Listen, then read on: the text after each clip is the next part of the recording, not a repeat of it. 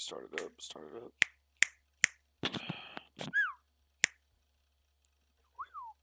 All right. Welcome to part 5, I think, of Assassin's Creed Valhalla. Still in the live stream, and we just got back to Layla. And at the end of the last stream, I went on a whole rant of everything. I talked about stuff and my thoughts on it all. And today we're gonna look through this. I want to read all this, look at it, talk about it, do everything. And we're gonna finish the shit out with Layla.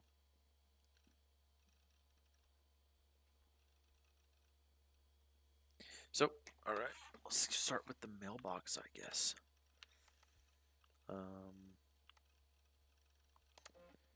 Was this from December 27th? Is this the newest? Yes, okay. Okay.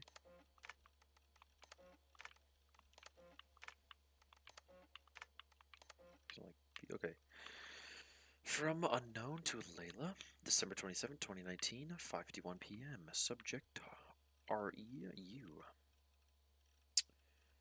You have a gift and a curse. The gift of old blood, the curse of not understanding it. We can help if you help us. Also, by the way, get a nice midnight snack if you are joining. So I'm planning to make this one a long one. I got me some nice pudding and a Dr. Pepper classic.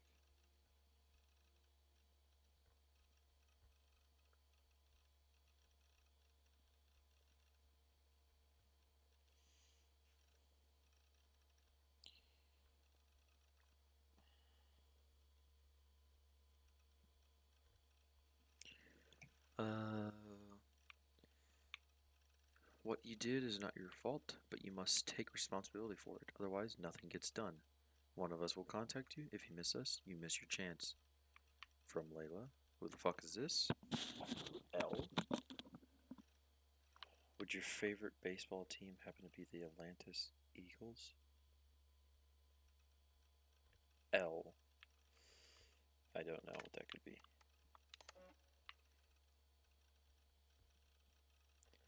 Unknown. So this is, we go from here, from December 27th to January of 2020, when shit gets real. Good. I'm ready. L. One last message, after which all communication between us via this account or any other will cease. We have our own ways of talking, methods that cannot be sniffed or traced. The previous team made this mistake.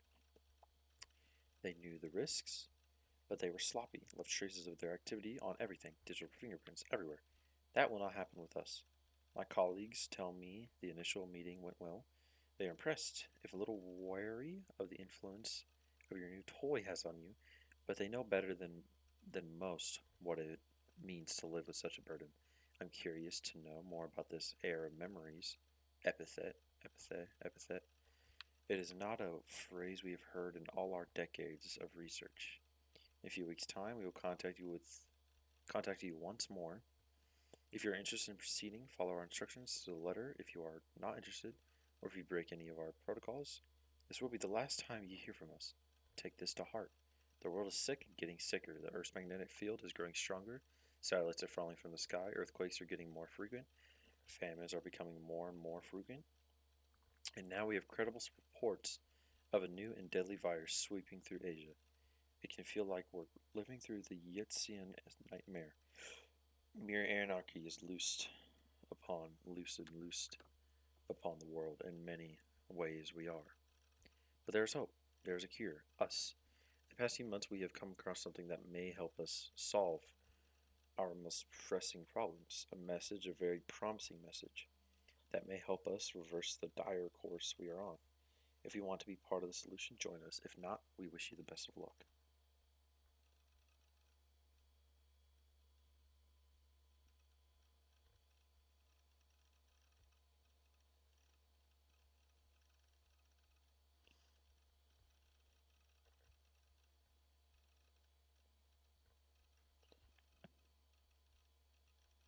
Alright.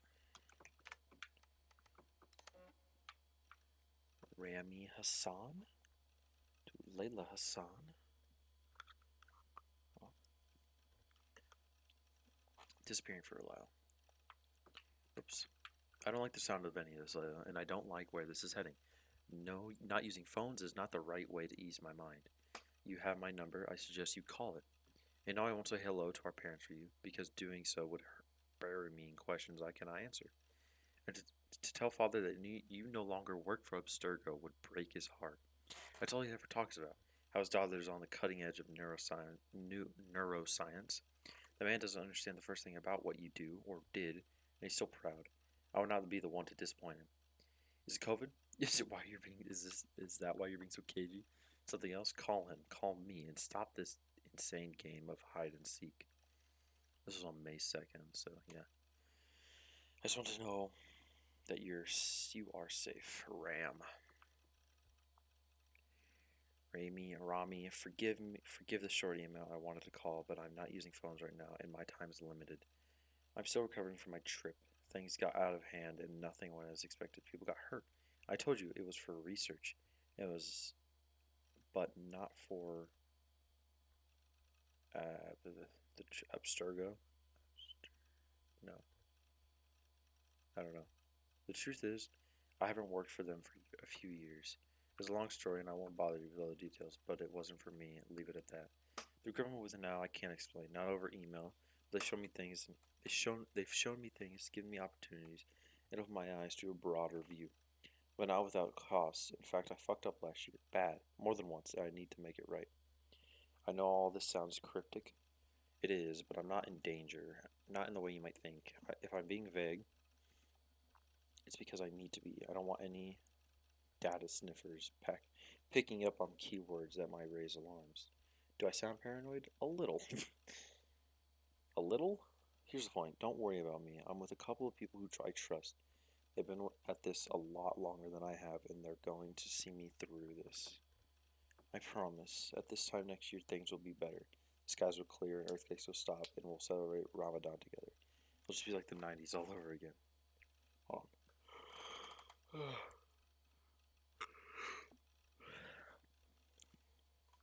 Tell Mama and Papa, Baba, I miss them, and I'm doing fine. Your sis L.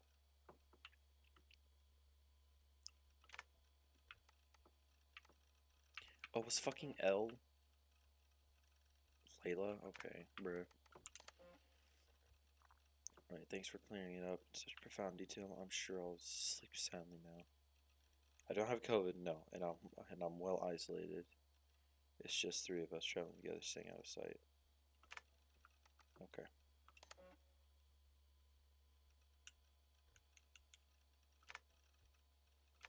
Alright, files.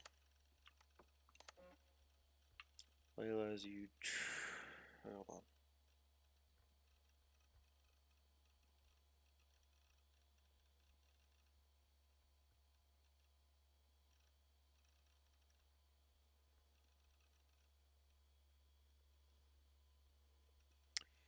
Layla, as you trapsy about England, Bex and I thought you might want to keep your eyes open for a few things. Assassin bureaus, or the hidden ones more accurately, they operated in Roman Britain between the years 100 and 430 BCE. It's not clear why they left, but the final date corresponds roughly to the Roman exodus from Britain, so I imagine their leaving had something to do with the empire's retreat, mission accomplished, or a loss of faith. Not sure, but we do know that it was several hundred years before the hidden ones returned to the island. Maybe Basim and Haytham are the first in half a century. From our own archives, I believe there were six main boroughs operating in the Roman period. Leicestershire, London, Winchester, Winchester, is that what it is? York, Essex, and Gloucestershire, German. These won't be the Saxon names, so you'll have to read between the lines. And it's anonymous. Bex noticed these, about 10 embedded in the simulation. They're dense clusters of data that may screw with your ability to navigate Avor's memories. Approach with caution. We don't know what they'll do if you get too close. They may be harmless.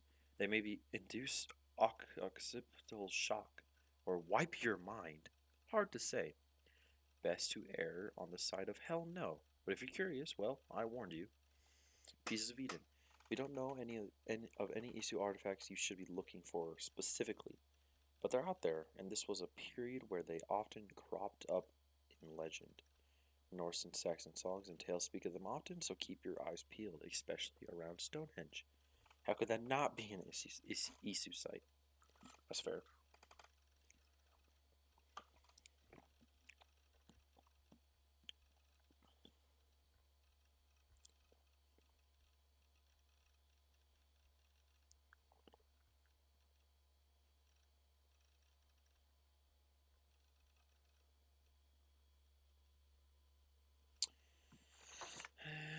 And session report. Date November 3rd, 2014. Rebecca Crane. Subject Hastings. Reporter William Miles. Preface. The transformation of the Order of Ancients into the Templars as we know them today has always been a subject of considerable debate among our ranks. We have operated with the assumption that the Templars themselves hold some of complete knowledge of this evolution, but at present no concrete historical evidence has ever made it into our hands. What little data we do have is mostly a matter of public record, with some exceptions. It is commonly understood that the origin of the Knights Templar dates back to 1119 CE, and this indeed was appearance of the public face of the Templars. However, our records attest to the existence of Templars agents at least two centuries before this date. In one badly damaged document, an assassin contract from Normandy in the mid-11th century, the author makes free use of the term Templar. An earlier letter, this time from a hidden one, in the region of modern-day Dorset, circa 1978 CE, makes mention of a Templar spy within the ranks of the Brotherhood. From this, we can safely assume that the Templar Order, as an entity distinct from the Order of Agents, existed at some point in the mid-10th century. So we're like 100 years before the Templars was. I think this takes place in like Valhalla takes place in like the 800s. With an aim to expand our understanding of this dark age, one of our agents recently volunteered to delve into his genetic memories to search for further clues to his age-old mystery. Unfortunately, what he discovered was of little use for our purposes. Sean Hastings began the first of his 7 sessions on October 5th, 2014. Over the course of the next 3 weeks, he followed various matrilineal and patrilineal lines into the past, focusing on the 9th, 10th, and 11th centuries in search of assassins and or Templars in his bloodline. He found none. Of minor interest, however, was the following personage, here noted for the peculiarity of his biography. Alreker Thorvaldsen, an early 9th century Jute. Hold on.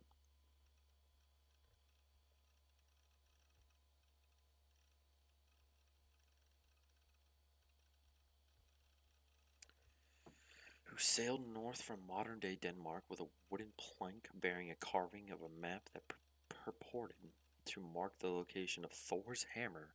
Alreker made it as far as Stavanger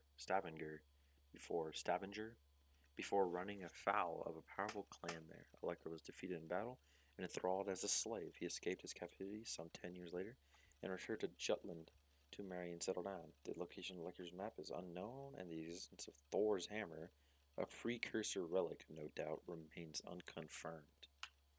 Alreker's ancestors would later sail to England following the Normans' conquest of the island, settling on what is now called Lothborough, in modern-day Leicestershire. The irony that a man named Hastings would contain no useful genetic memory data regarding the Norman invasion of England in 1066 was not lost on our dear subject. Still, he retained his usual chipper wit and asked if he might next relive the genetic memories of his grandfather to, quote, give a Nazi a proper bollocking. That's Sean.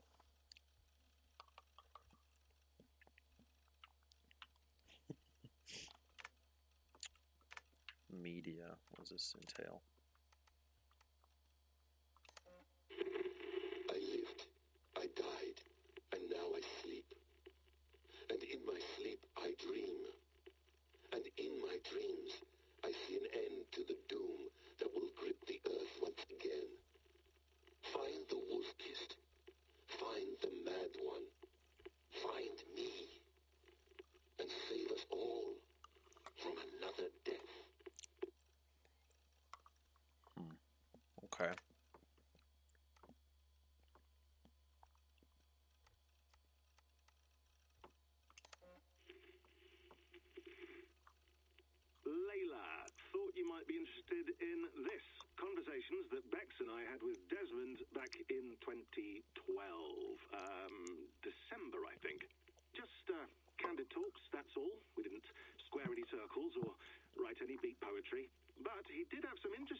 insights into his time in the Animus and what it means to be an assassin. Anyway, have a listen. We might find you and he had similar experiences, so, well, let me know what you think. Unless it's to tell me I sound like a total prat in these recordings. If that's the case, just say nothing. I mean, I did have a slight cold at the time I recorded these. That's probably why I sound odd. Anyway, okay, I'm done anyway, so turn off. Turn off. Oh, it's actually just a button. Sorry, here we go.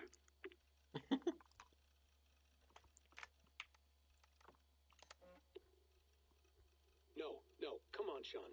Turn that thing off. Oh, hold on. I like what you said there. I want to get this for posterity. Say it again, nice and loud. Seriously? Sure, come on. If nothing else, it'll give me leverage with your old man. That's your angle. Nice.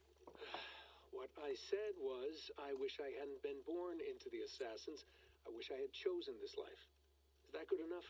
Sure, but why is that? Because choice is the central idea of our creed. It underpins everything, right? It's about free will. It's about seeing the evidence before you and saying, yes, this is what I want. Or, no, this isn't for me. But when you're born into a group like this, or any other, like I was, you get mixed signals. You get told over and over again, this is what we believe. These are the rules. This is reality. No deviation. And if you question it, oh, they look at you like you killed a puppy. That's hardly free will. It's a weird irony when free will is your central belief, but nobody wants you to believe otherwise. I don't know how to say it exactly, but I always thought there was something self-destructive about our creed. If free will is the most important moral guidepost we have, we should be free to ignore it. To choose submission, for example. You know what I mean? Like, we should be free to side with the Templars. If it's really my choice, I could do that. Right. It's almost self-refuting. A democracy could democratically elect a dictator or choose to get rid of democracy altogether. Within our creed is the seed of its own destruction. That's what makes it powerful, I think. And fragile. Right. The more freedom you have, the more risky it is, you know? Anyway, my dad has mellowed over the years, but he was strict when we lived on the farm. He ran a tight ship. I never got the impression that I was free to choose my path forward. Our creed, our tenets, they were drilled into my head. By the time I was a teenager, I was following these rules out of a sense of duty. This was just what we did. That happens to a lot of organizations over time. A stagnation sets in, you know? A fundamentalism. Yeah. Following the rules becomes more important than achieving whatever goal you set out for yourself. And people start to lose sight of the reason the rules exist. That's called deontology, or a form of it. Following a rule for its own sake and not for the consequences it has. Yeah, but that feels backwards, doesn't it? Well, I think so. Following a rule is the easy part. Praying, taking a sip of wine, munching on a wafer. Rituals that give comfort. But that's just going through the motions. It makes people feel like they're doing something. When the hard work is, well, actually getting off your ass and doing something productive. I think people just want boundaries. Tight boundaries. They want to see the four walls that pen them in. I don't disagree. Anything outside that, anything that makes life more complex, that's scary. That's why I envy you. You chose this life. You went through that process, and you decided, yes, I believe in this. Sure. It didn't stop me from being an insufferable know-it-all as a teenager, but I see your point. I would have loved to have been a know-it-all. I knew nothing. Not until you guys found me. Yeah. It wasn't until I met you, and Bex, and Lucy, that I knew. I knew I wanted to be an assassin. Oh, thanks, Des. Come here. Bring it in, bud. I don't normally like touching, but I'll make an exception now. I am not hugging you. You sure? Because I smell very nice today. Can you just turn that off?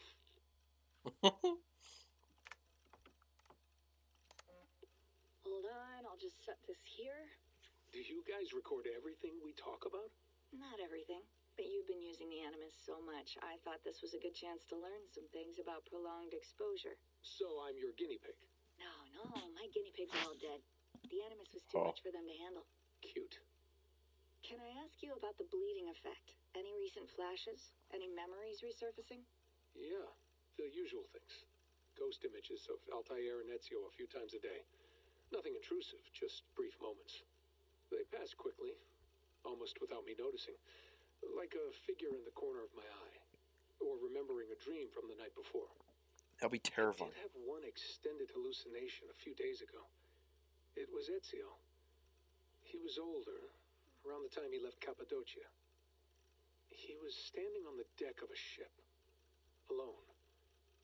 And through him, I could feel an intense regret or guilt.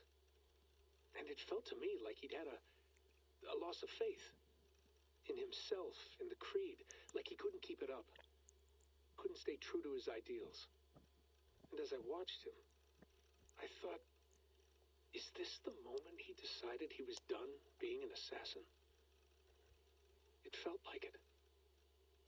Anyway, most of my visions have been brief, lasting just a few seconds. They're like complete memories of small moments that appear suddenly out of nowhere, fully formed. It's a strange feeling. Okay. Anything else?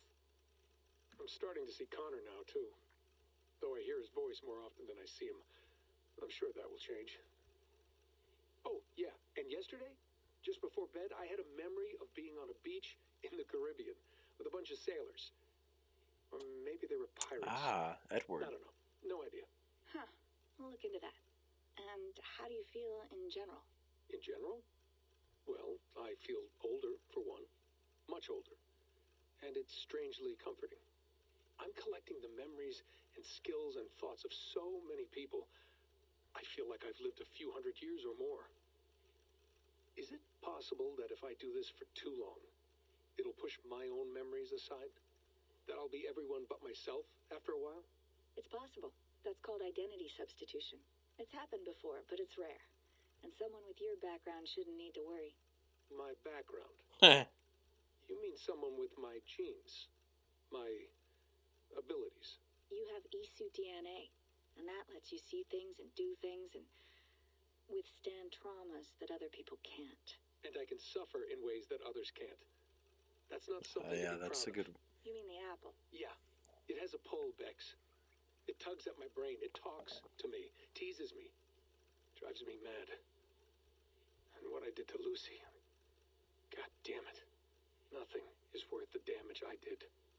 The pain I caused. I know. But you're special. That's the point. I'm not special, Bex. I'm lucky. That's all. I understand. We're assassins. It's our creed that makes us different, not our genes, not our blood. Anyone can join us. That's true. But let's leave that aside for a second. What I want to know is, have you ever had any Isu memories resurface? Isu memories? I don't think so. I can't even begin to imagine what that would feel like. I think you'd know if you did. Maybe one day. We might be able to induce something. Jesus, let's fix the world first, okay? Before we start digging up my ancient ancestors. Deal. With my luck, I'll be related to some third-rate Isu like Sisyphus or something. Way to aim high, buddy. Hey, you gotta. Okay, not even gonna cap. That was honestly really dope. But I feel like Rebecca, the voice actor for her, it was iconic, but at the same time really cringy for the first like AC2 and through 3. But that was honestly one of the best lines I've ever heard. Like she actually sounded genuine.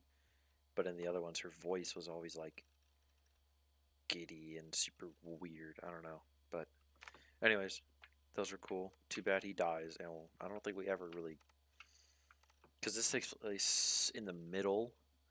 Well, it has to. While they're still down there in AC3. So he hasn't had any Isu. He is related to Isu. He has Isu blood, but he never had an Isu memory. And Layla doesn't have Isu blood. That's why when she has the staff, she turns fucking evil because she can't control herself. The messengers. Ay, ay, ay. Okay, hold on.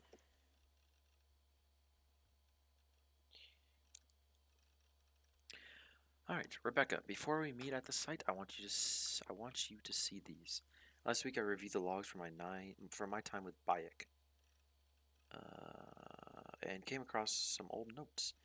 In the years I explored Cleopatra's Egypt, I stumbled across 6 Isu temples, most of which were buried beneath pharaonic tomb sites. Each temple contained an Isu message, clearly meant for one with the ability to read genetic memories. I was the lucky one. I don't believe they were intended for Bayek himself, as he deemed wholly unaware of the messages as they played. They may have been encoded in a way that only someone with an animus could see them. It's been a few years since I last heard these messages, so my memory is foggy. But the notes I scribbled down have a clarity that I trust. Might be something to all of this. I don't know. Often I grasp outside my area of expertise. I'm enthusiastic, but often wrong. Let me know if something else strikes you. Layla. That is one thing I do remember. Bayek himself was just a normal assassin who happened to find these things, but couldn't understand them. Okay. Layers upon layers of reality, each blurring into the next, which is real and which is not. What if none are real? What if everything you know is false? We ran thousands of simulations searching for the right version, searching for Desmond. Each one of them felt real, but there was no way of truly knowing, is there? Not for sure. Anything can be simulated, and finding the answer could mean erasure. Teasing the assassin maxim, nothing is true, must be careful not to confuse truths with facts. However, a language game you will always lose. Though we may stumble in our attempts to intercept it, the world, the universe, reality, what have you, it is always out there. I believe that, simulated or no. We could imagine a dozen nested simulations, and each one of the level of itself would constitute a full reality. Wolfram via Conway suggests the universe is a giant cellular automata.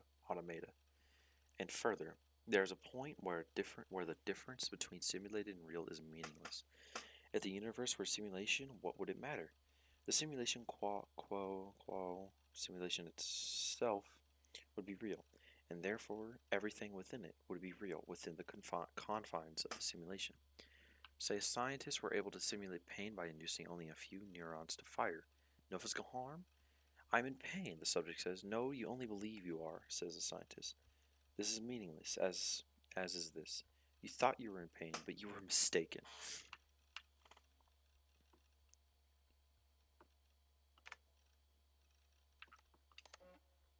Shoot, excerpt. No surprise, you were designed to have boundaries. After all, and one cannot speak of that which one cannot conceive. The code, the equations that define life.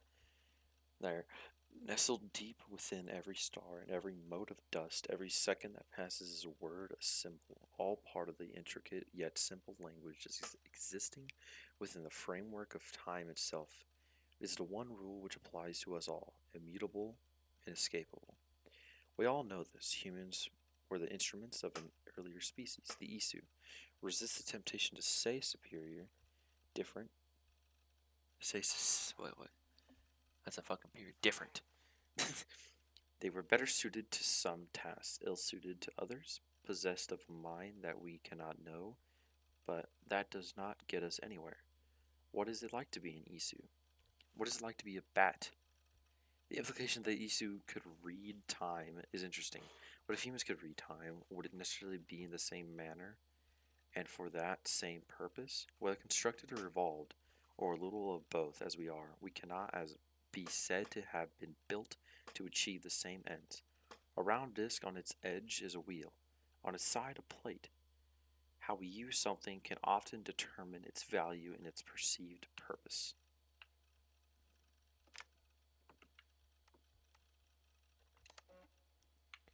Break the code or break the node. These walls tell of a tragic story. A story we transcribed on our structures, on our artifacts. A story we cannot alter, a mystery defying us in plain sight. We tried. Our scholars and scientists, poets and physicists, bright minds, rebellious hearts, they all tried so hard to bring about change. We all failed. None can change what we discovered, the stories written into the walls of these rooms. The reader has no power, he is but an observer. But the author invents the future. The author owns the future. The Toba catastrophe. Is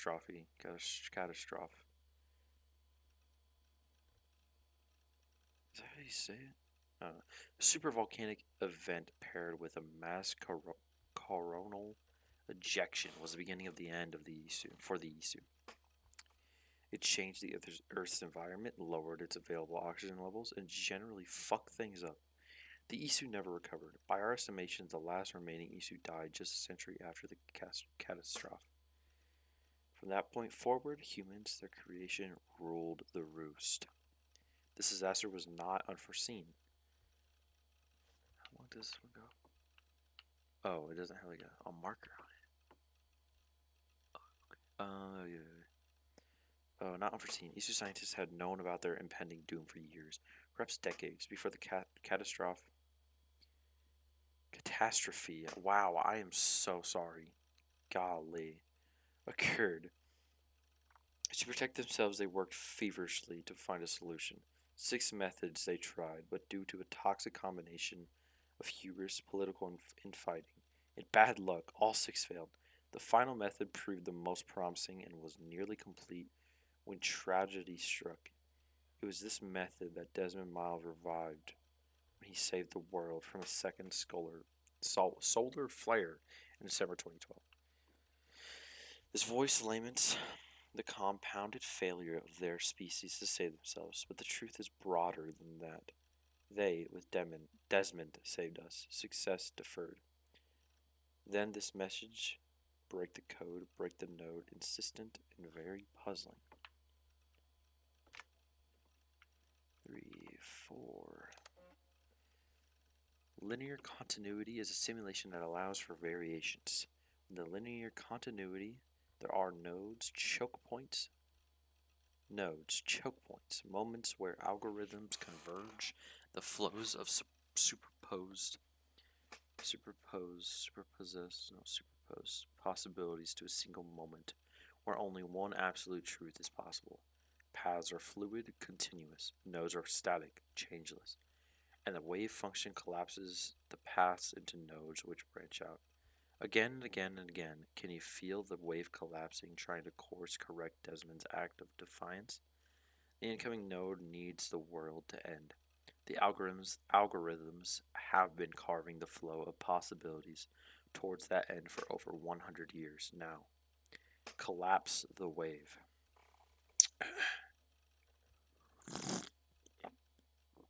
While outside my area of expertise, must contact someone who knows this shit better.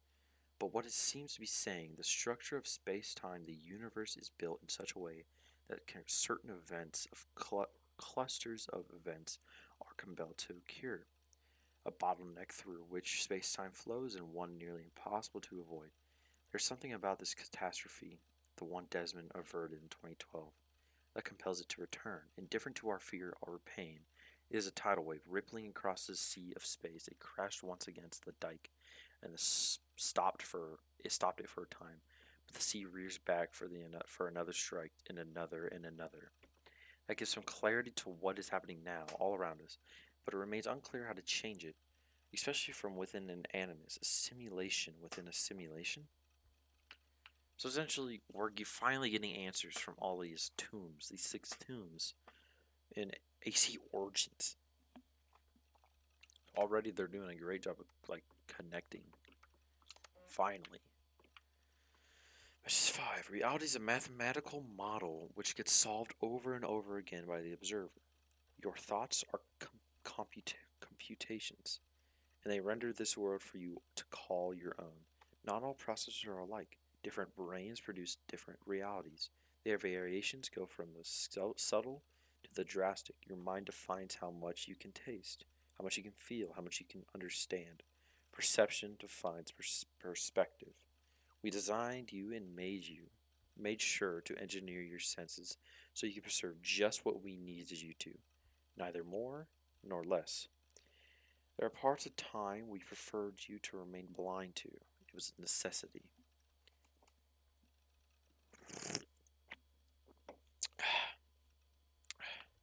If we could suddenly see time, that would not guarantee the same perception the Isu possessed. Let us speak of time as an entity, if we may. Let us say that time is a perceivable fact in the same way that light is a perceivable fact. The ability to see this fact in no way guarantees a sympathetic view. There are creatures stumbling around this earth that read light differently than we do, and for different purposes. Humans see in a well-known spectrum called Roy G. Biv, the classics. This sense of color is confined to the three cones we possess. Yet nocturnal creatures see with a different scope for a different purpose: night stalking, hunting, lurking. They evolved in concert with their needs and are now constrained by them, as are we. Light is only a fact seen askance and used differently by different species. To suggest that we might read time is to imply we have a specific use for time. The stream is still going. Alright, we're good. And there's the picture. Alright, the last one.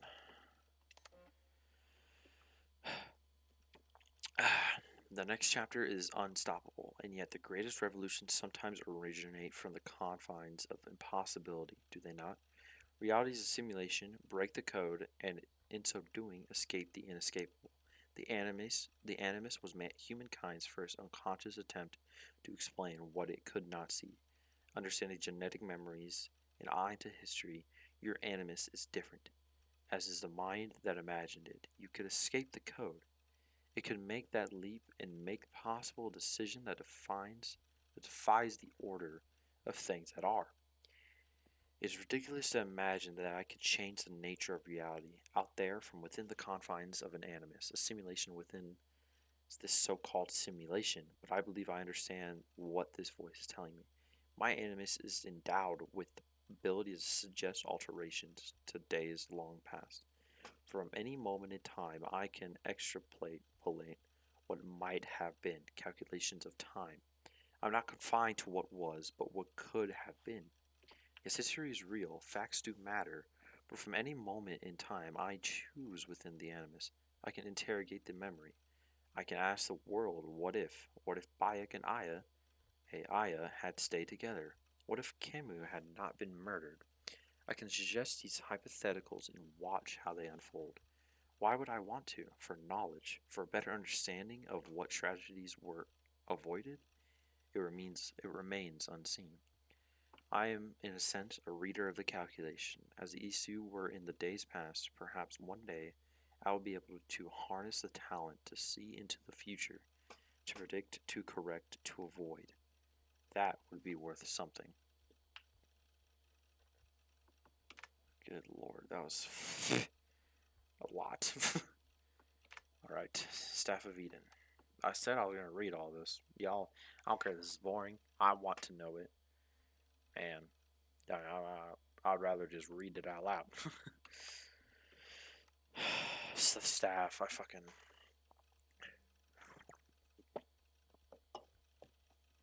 The staff is one of the worst Isu artifacts. Alright, Hermes. Acquired. I think I may have already read this one actually, but I'm going to read it anyways. An Odyssey. Acquired from the Eagle Bearer, a Cassandra 2018. Presumed manufacture date late in the Isu Singularity Age. 75 to 100 BCE. To 20. Okay.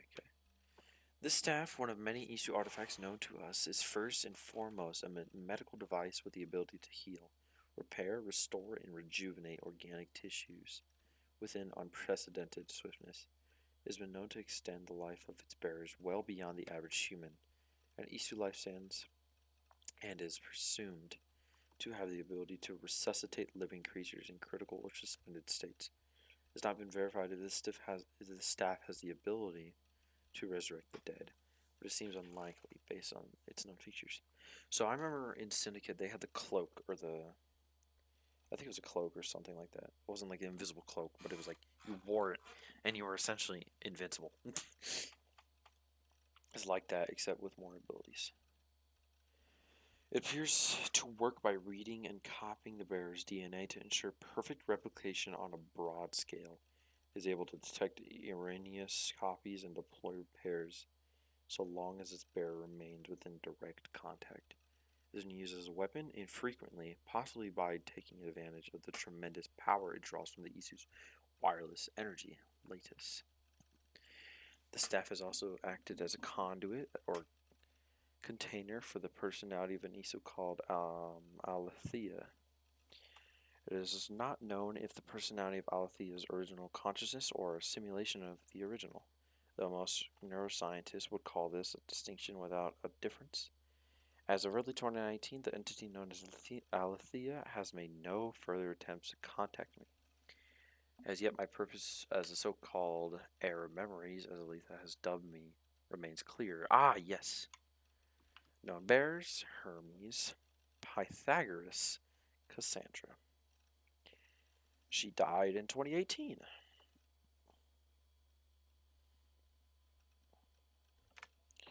And my stuff. Pictures. Ooh, fun. There's Sean, there's Rebecca, the whole gang. There's the Animus. There's the nice log cabin. Beautiful, beautiful. To you, this looks like hellfire, and I don't know why. I still apologize for that. I'm trying my best to fix this. Like, this looks like on fire. It's actually beautiful, but I apologize deeply for that. I just don't know how to fix it. And yeah. What is this?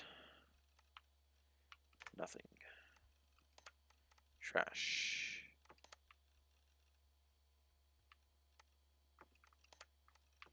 What the? Okay. File corrupted. What was it? Letter to Victoria. My name is Layla Hassan. I was a friend and colleague of Victoria, both at Abstergo and in our subsequent freelance careers. And all the time I knew and worked with your daughter, I was always struck by her limitless intelligence, her humor, and her ability to focus. Even in times of great stress, she was an inspiration, not just to me, but all those who worked with her. Shedding most light of search. Oh, yeah.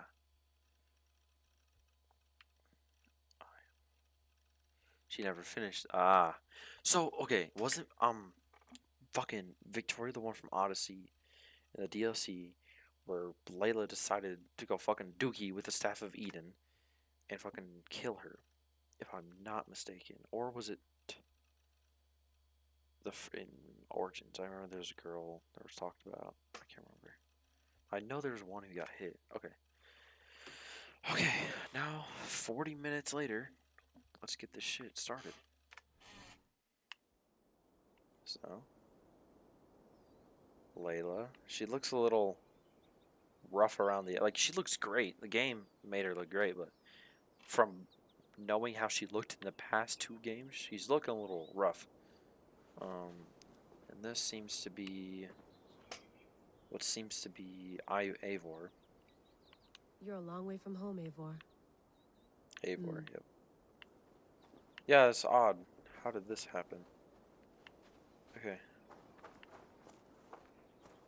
Nothing else over here. Let's check it out. Explore everything. A nice little cabin. This is beautiful.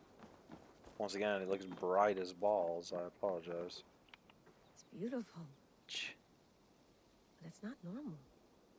Oh yeah, because the whole magnetic fucking fuck up. So essentially, what's happened in 2012, like Assassin's Creed 3, what was gonna happen, the solar flare and shit, is pretty much about to happen again. Nice porta-dookie. Oof. I'd rather walk into town than use this. Why does she have an echo? A little odd. I guess it makes sense, maybe. But really oddly prominent. I'll talk about that later. Probably something I'll probably come like start talking about it again. I don't feel like sitting down right now. I love the van. This is classy. I'm not going anywhere. Not yet. I didn't say we were going anywhere. I thought we were just gonna look at it.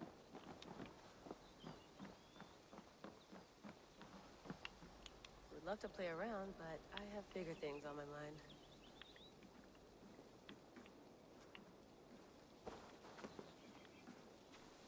Did you get my tea? Oof. Mint tea is not actually tea, Bex. It's an infusion. It's really just dirty, minty water. I don't care what you call it, Sean. Did you buy any? Of course I did, Oh love. my god, Rebecca looks so weird. Hey, sorry about pulling you out.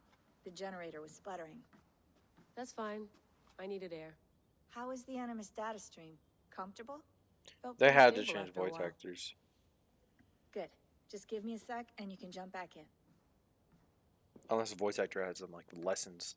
No offense, but I loved you in the first like games when I was younger. But when you go back to them, it sounds a little goofy. Another satellite came down. Did you see? I did. One of Abstergo's. That's good. Well, most of North America just lost its GPS service, so depends what you mean by good, really. Right. Even when we win, we lose. Okay, we're all set. Whenever you're ready, you can jump back in. Alright. I'm gonna talk to you guys. It's been a minute.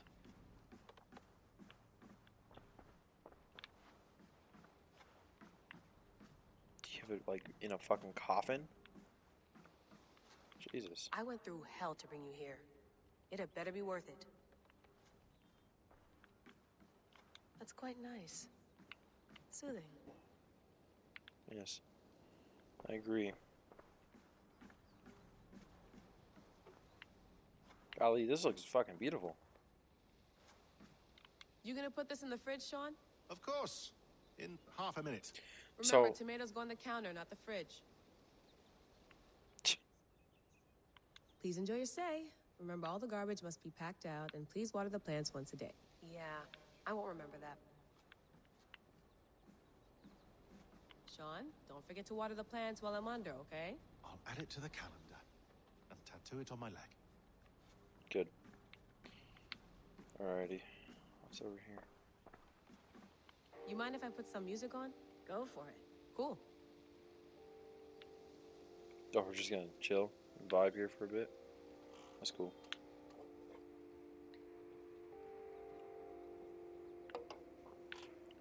I'm gonna turn that off just to be safe. Sean has been busy.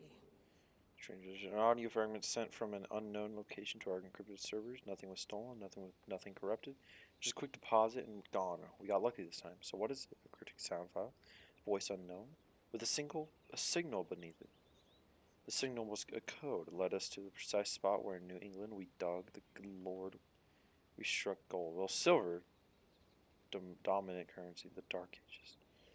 Point is, it was a grave site, a Norse warrior dating to the late 9th century, early 10th century AD. A few centuries before the earliest known settlements. This is big news. If we have it right, questions remain. How did the bones get here? Exactly, and that's what we're finding out. Hello, Layla.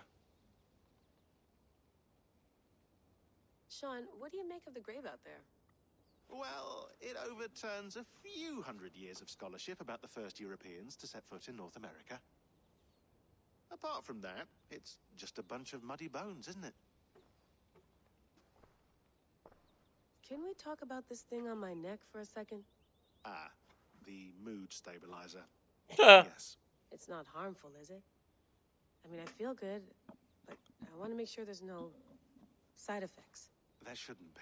It's only blocking outside signals. A passive effect.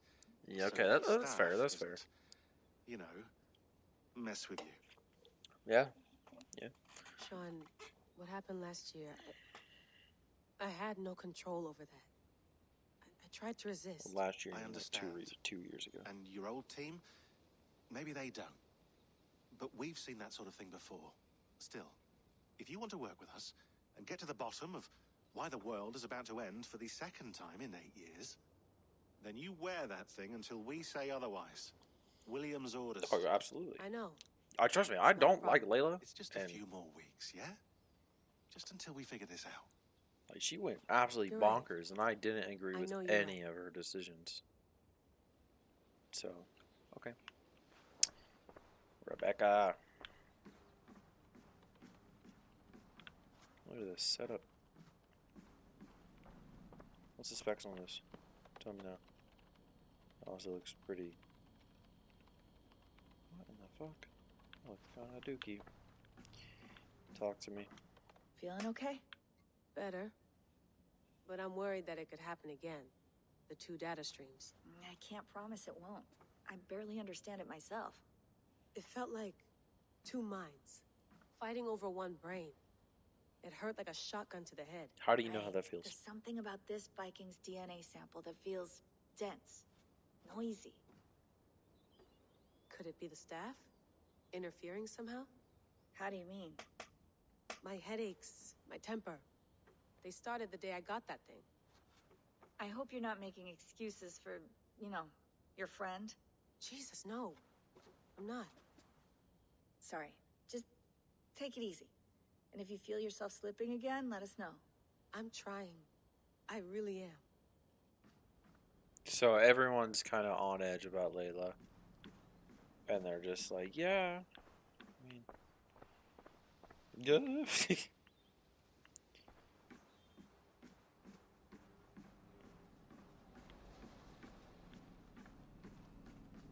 Be nice to sleep in a real bed when this is over. We're damn near an hour in, and I've done about jag buns. Alrighty, let's hop back in.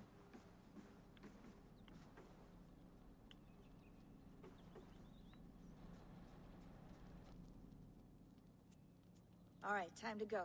Norway to England takes about a week by long ship, so I'll scrub ahead.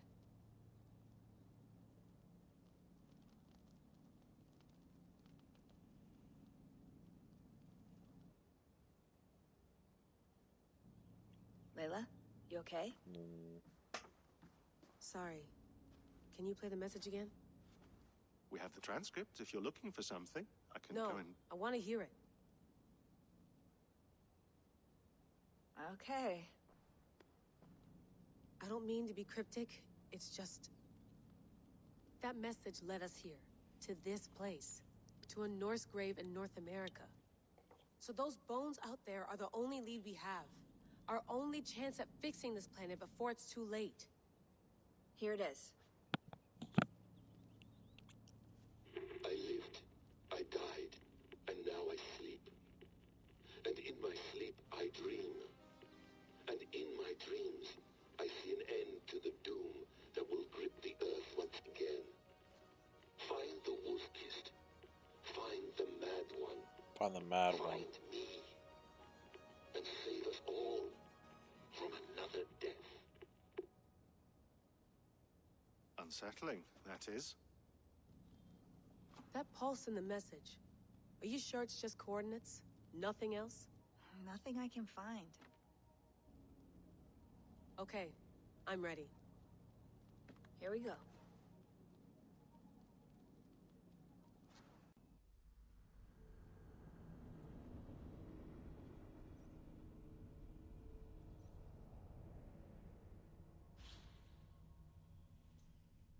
Maybe it sounds like a sage. I can't remember the sage. I remember how like one of the Isu had like a husband or something. Every time he died, he would be transferred to another soul or something like that. And so he was constantly living through these time periods over and over and over again.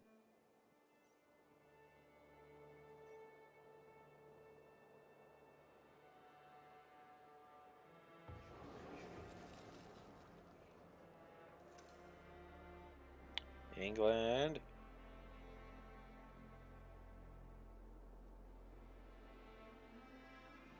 England, our new home.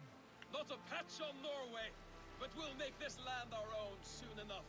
I'm glad to see any land at all, and will be happy to have my feet on solid ground again. We must not rush our landing. All you see here is Saxon territory. The Kingdom of Mercia, largely unpacified. There will be eyes watching us from the trees, with bows drawn and traps set. We must be wary. Randi, dig in your oars! All standing! Have you spotted something? Not yet. But let us go ahead to clear the path of any dangers. Then follow our lead when the sun brushes the horizon. Understood! May Thor bless you all on your way! We will see you soon! Sail on! Yes! I'm ready for whatever these green-thumbed fairy folk have to throw at us. Sigurd, do the sons of Ragnar know that we're coming? They do not, but they will not scoff at our visit. Of the 4 kingdoms in England, the sons of Ragnar have settled only one. The rest is ripe for the taking.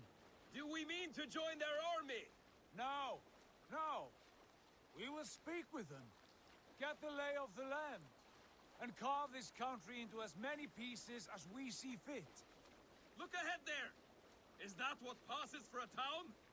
Plain brick in a single rune to their timid god? That rune is called a root, Doug. The cross upon which their god was sacrificed.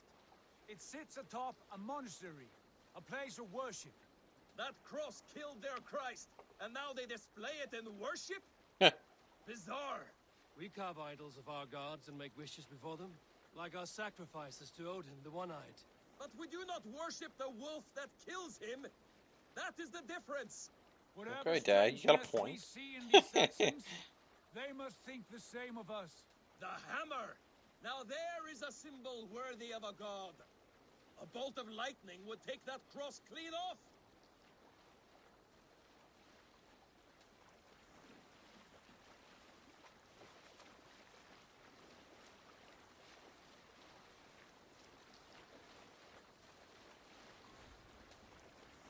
Look there! What are they doing? Ritual drowning.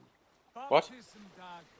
Are the ways of Christians really so unfamiliar to you? Oh. Not at all.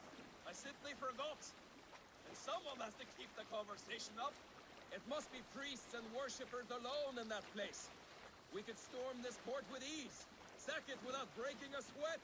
Is there much in the way of treasure there? Always! They shape precious metals and cut jewels to their gods. There will be a fortune there. Later, Dag. There will be time enough for raiding once we have settled.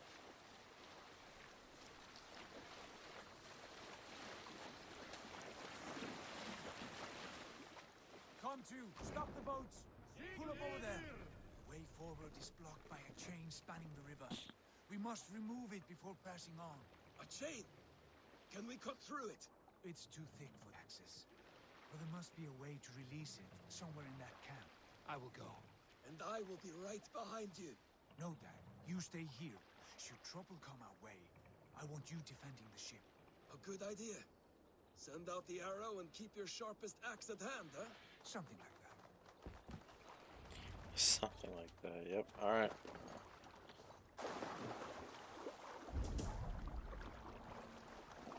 First steps in England, baby. Not what I was expecting, but nonetheless, we're here. Be careful now. Don't want to raise attention. There's a lot of motherfuckers in here.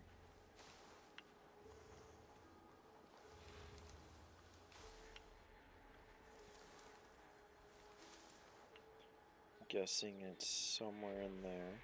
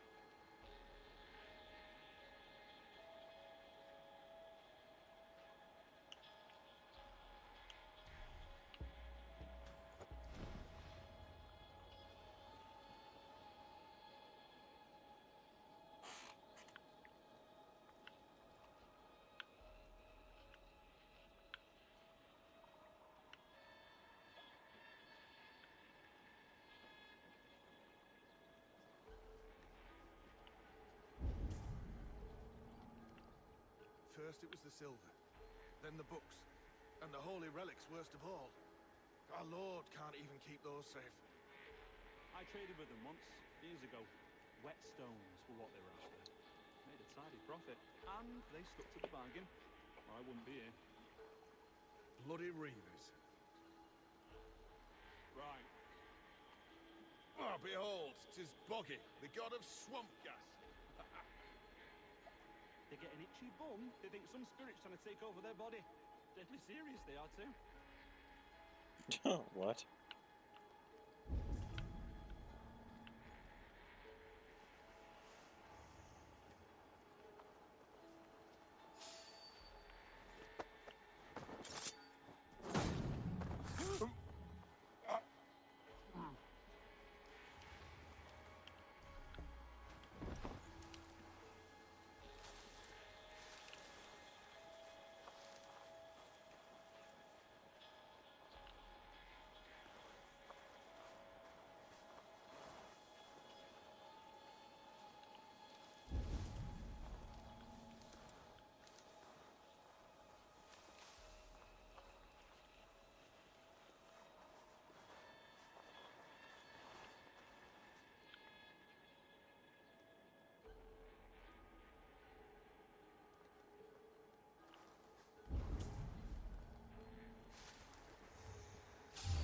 What? A Dane! A Dane has come! I tried, idiot.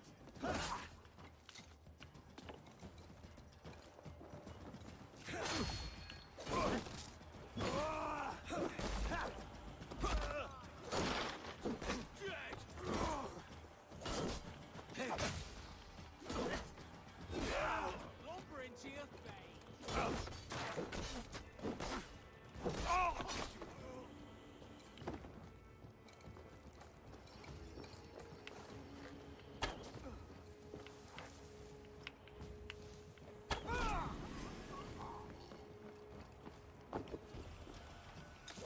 This chain is huge, and poorly anchored it appears. I might be able to shoot it.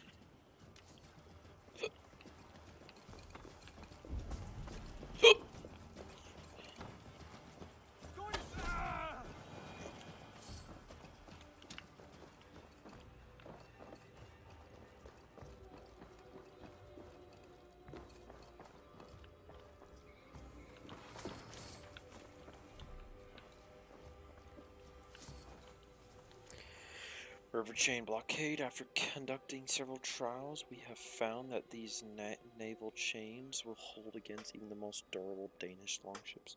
So long as the mechanism remains intact, several more blockades will be constructed in the coming months. Or they'll be installed on the rivers leading inland. This is our best defense against any forthcoming incursions. It is imperative that these blockades be maintained and kept operational at all times. Any failure to function is to be reported immediately.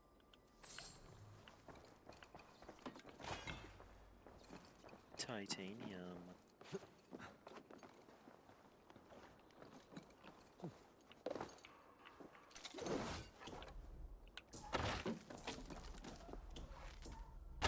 Done.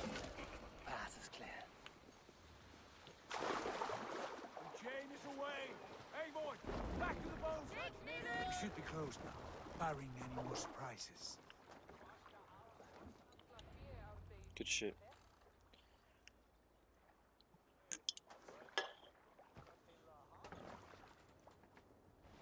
Fine work. I say we go back, Sigurd. Give those dogs a good knock around and take whatever treasures they have. Easy pickings. Not today, Dag. We press on until we reach our goal. We cannot afford another surprise. Now be on your guard. It should not be far. Gods, I'm ravenous. I hope they have food and ale on hand when we arrive. We should have sent word ahead of us, Sigurd, to get something on the spit. If Halfdan, Ubba, and Ivar Ragnarsson are lacking food in England, then all of us will starve. Have no worry. Ah, I can see it now. A suckling pig, tender and juicy. And ale as gold as the treasures that we failed to steal back there. A man of simple pleasures, aren't you, Dag? And he is happy. For my part, I look forward to standing in the footsteps of the giants that built this land. What giants? The great Romans and their empire. Giants of a forgotten age. They held dominion here long ago, and their ruins dot the landscape. Every brick and stone tells a story of conquest and glory. And now, they are rubble and ash. Ready to be remade. We will rebuild their empire brick by brick, and ours will not crumble to dust. All things end, dog. The ruins are not a warning. They're a testament. Look there, just ahead, where the sons of Ragnar make their camp. At last, to find our feet on steady ground. Sigurd, hold back. Something isn't right. Good eye. There's too little movement for an army. Only tents and a few men. Not the army we hope to find. No. Let us get a closer look. Oh, shit.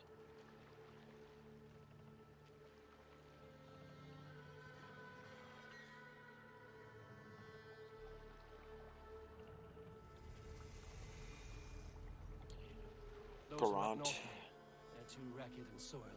We should proceed on foot, lest they spot the boats. Dag and I will go together. We all go. If they are friends, I wish to meet them as a jarl.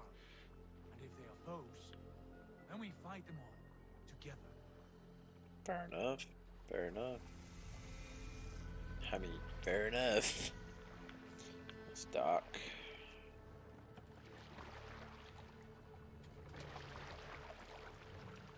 Who are these men? They speak with twisted accents. English, no doubt. Doc, Eivor, on me.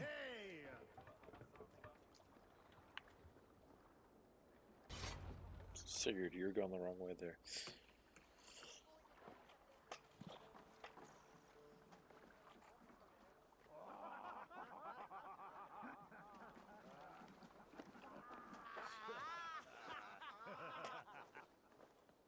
Oi, what's this? A mess of filthy Danes befouling our riverways? You there? Give us your name. I am Sigurd Jarl of Fornberg. And you are... Men who do not take kindly to Dane invaders creeping into our camp. You'd best move along, pagan. Spare yourselves a slaughter. You threaten Norsemen with a play of swords and expect us to cower? I have been 8 days at sea without a drop of blood to wet my axe. So spare the chatter, buckerout, and draw your weapon. Alright. Finish them! Kill these heathen bastards! Bruh. What do you wish for, Dag? What the fuck?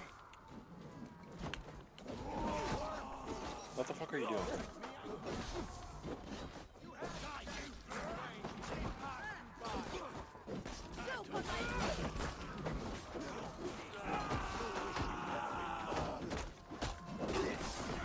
Okay.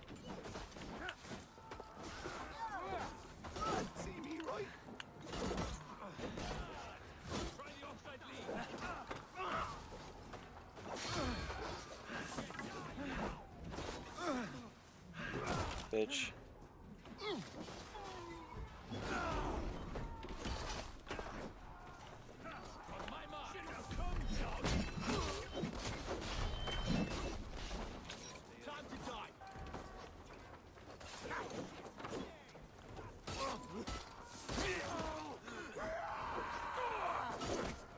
You're for the dog. Bitch. Save you now. Ow. Back. Don't make me angry. There's one left. We all have our bows out.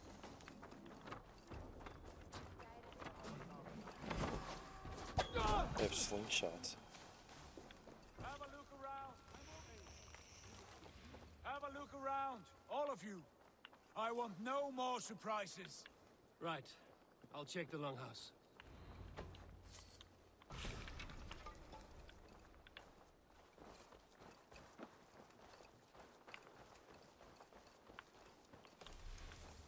Alrighty.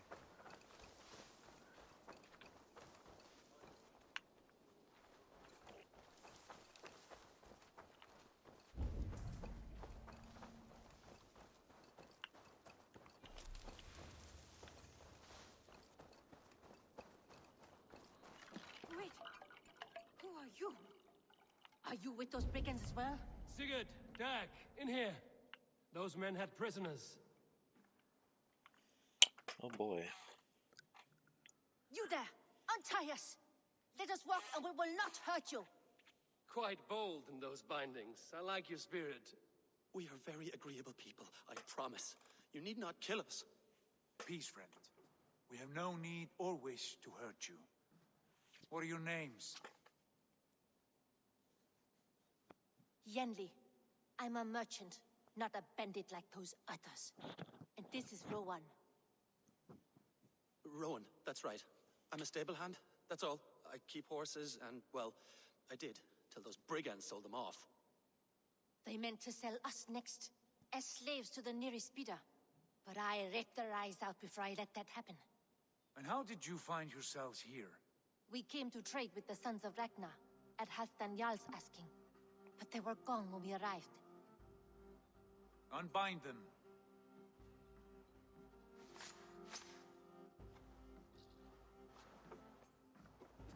You know the Sons of Ragnar?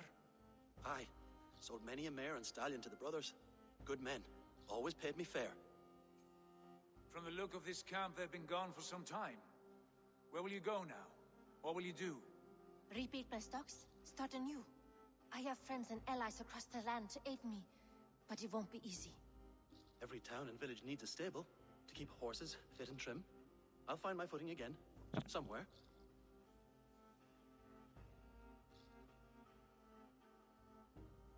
What are you thinking? That we could use their skills as we get settled. Having access to trade and someone to tend our mounts would be a boon. My thoughts as well. Any friend of the Ragnarsons is a friend of mine. Right, Dag? Whatever you think is best, Sigurd. Janli, Rowan, I am Sigurd Jarl of Fornberg, son of Styrbjörn. This is Eivor and Dag.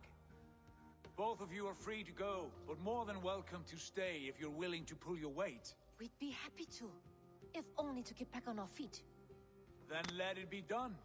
The Raven clan welcomes you. Yeah.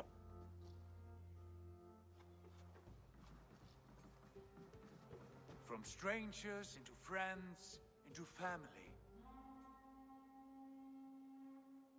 The others have arrived. Come.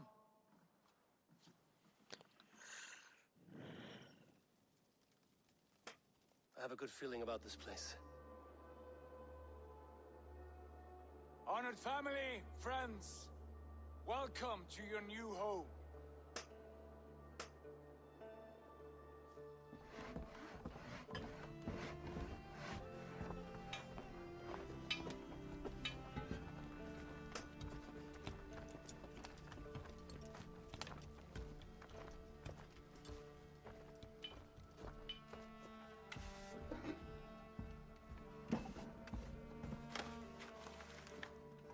America.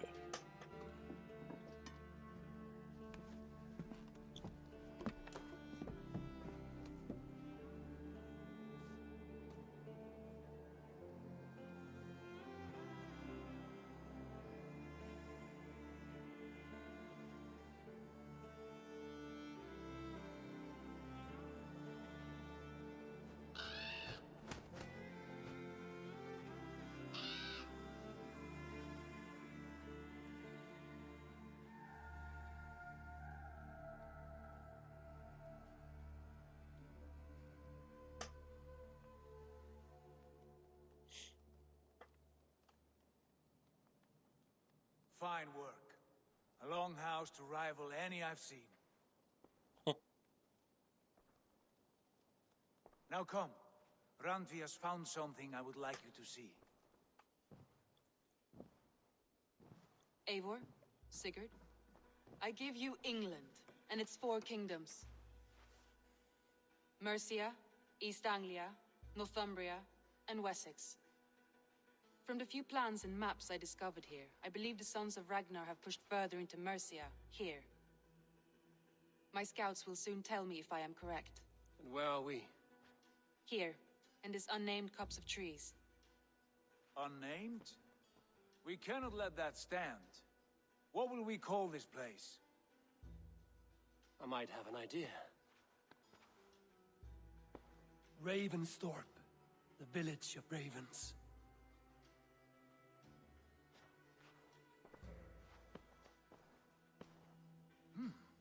I like it. The poet in you sings once again. One day this name will be known throughout all of England. A name is only a beginning. If we want renown, we must build, expand. Agreed. We should begin with a forge. Can you help Gunnar get working again? We'll need cargo, supplies. For that our neighbors will provide, whether they wish to or not. Scarcely arrived, and now we must raid. We cannot master this land merely by asking. I'll go and speak with Gunnar now.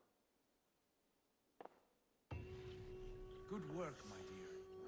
What else have you found? Short notes, mostly. Scraps of plans, old letters. A few runestone messages. It took some time to decipher the mess and piece it all back together. Nice.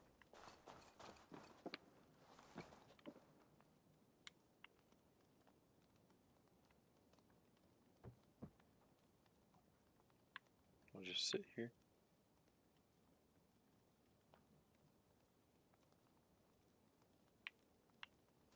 Cool.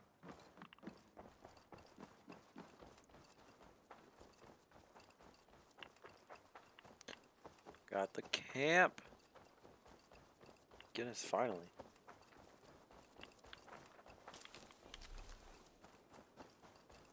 Not a bad place, Eivor. Not at all.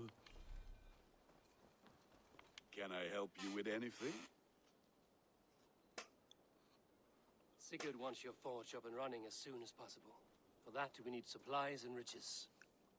Ah, you mean to go a Viking then? Good, good. How I miss those days. Ransacking and pillaging. Blade singing and shield splintering.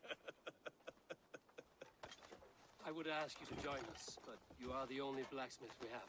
We cannot afford your loss. Oh, it's no bother.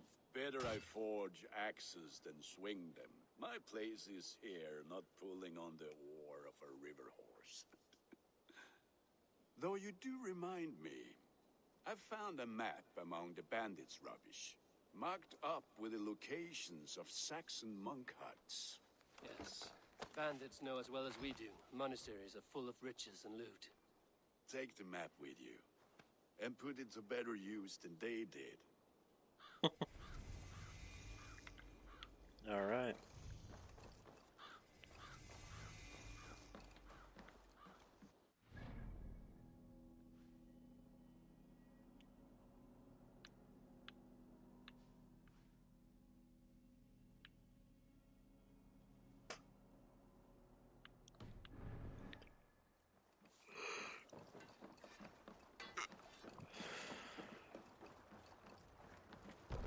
Eivor, Laggumski Viking.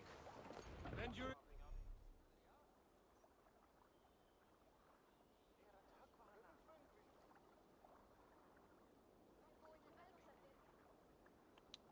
Ears and listen all.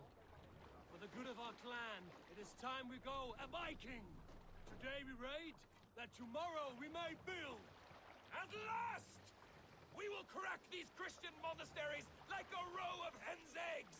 The Saxons know we Can't are here. raise the sail yet. The monasteries will be well guarded. Ah, by nothing more than priests and prayers, I'd wager.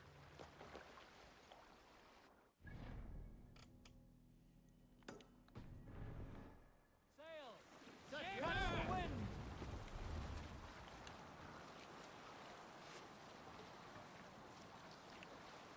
Strike up a tune.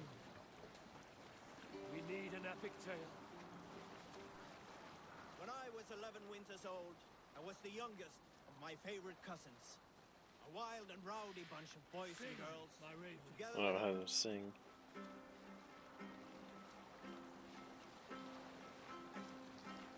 Let's go. Hold on, look there, a monastery. I stand ready.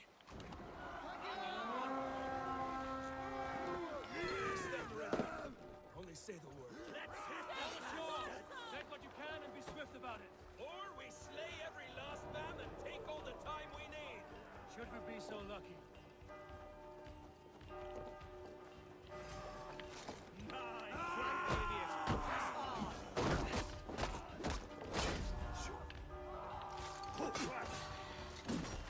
Okay. What in the fuck?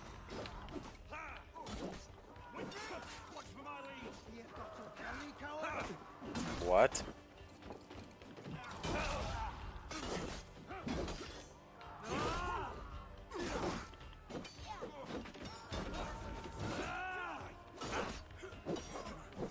Bro.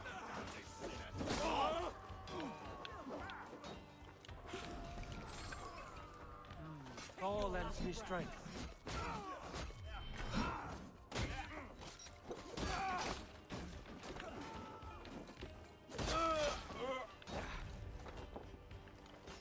Get up, homie.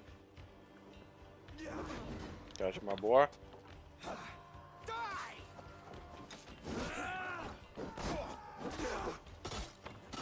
No shame in being patient.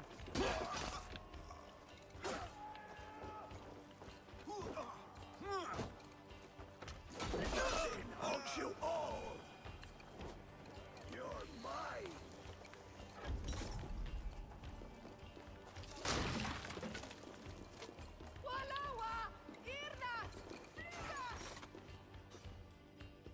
Give me a hand with this.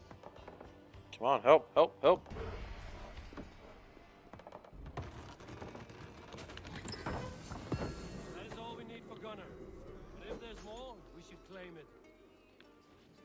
Absolutely.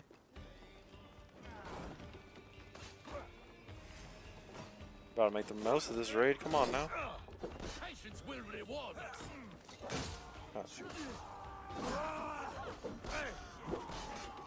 Oh.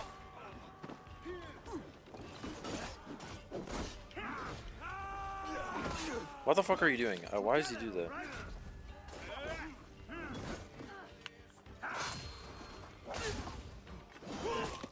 Got you, bitch.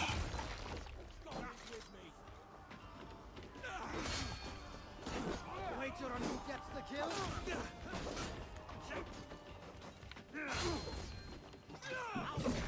Oh my god.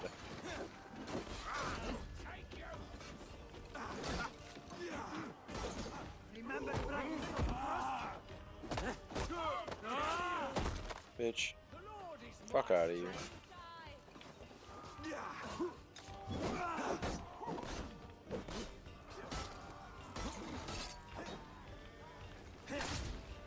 No.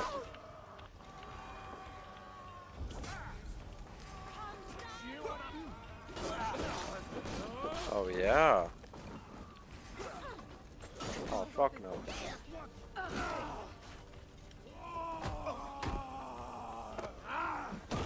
Bitch. Trash. Got dudes in here. Oh, homie's down. Homie down. Oh, yeah, I got you. Let's go. Oh, that was. I was expecting a bigger noise.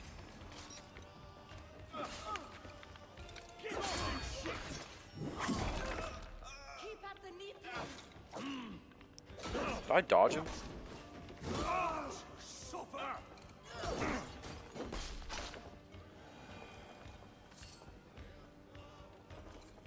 Let's go. Hey, come here a moment. We're done. Let's get back to the ship. Yeah.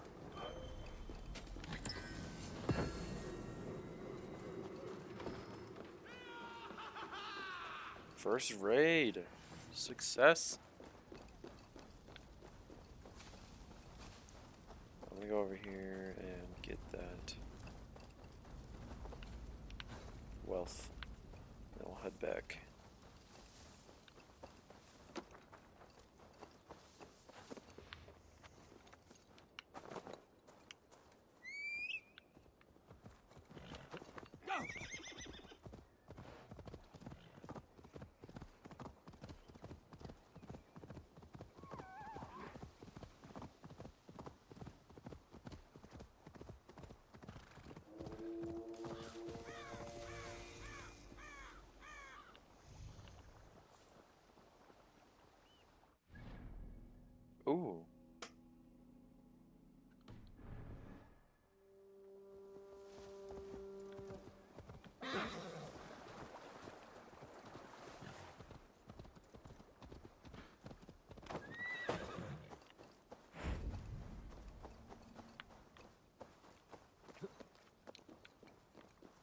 they will attack on sight here. Ooh.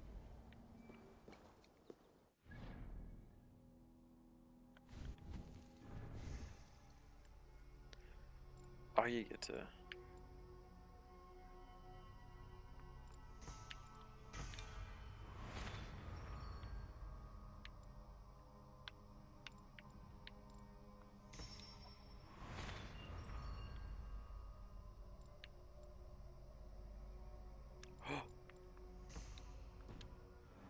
Nice.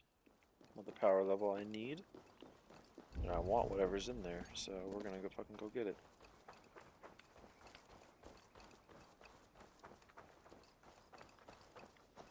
There's always a way. I'll try and climb up.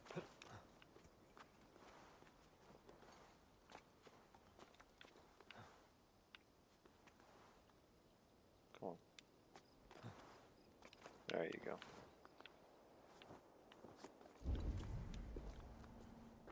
What are you doing? Up. No, up.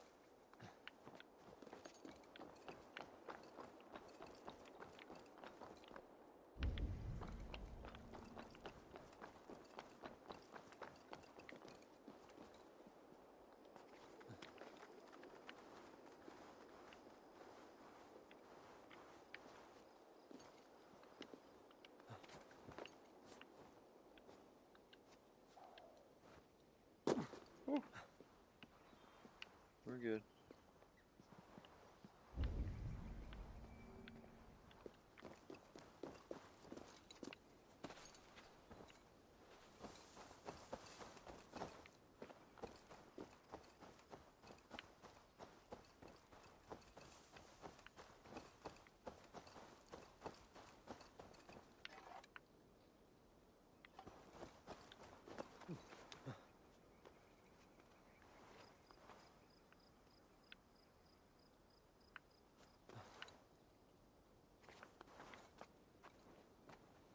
Hmm.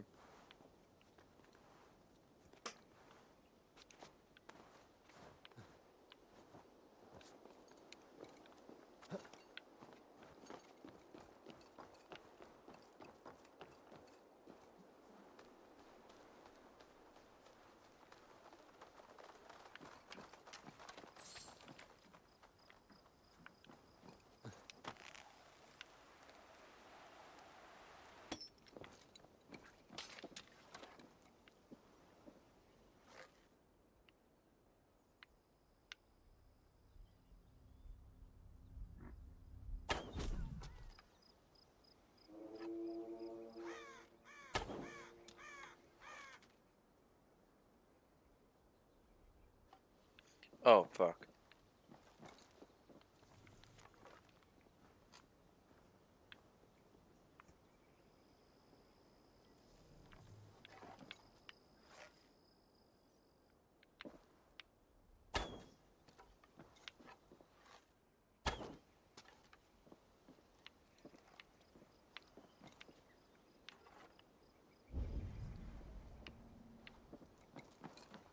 There's stairs.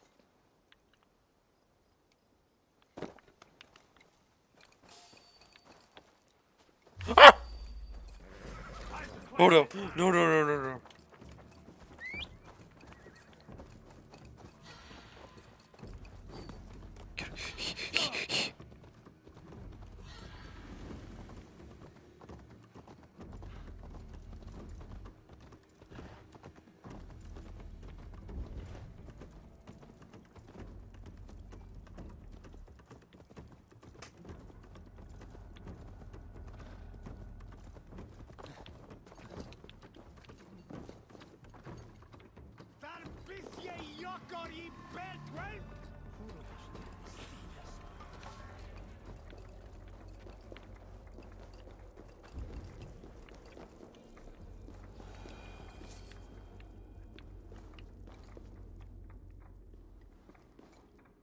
Move. What?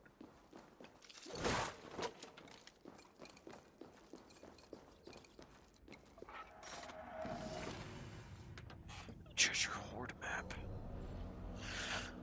I never did get that one treasure map that I got for Norway.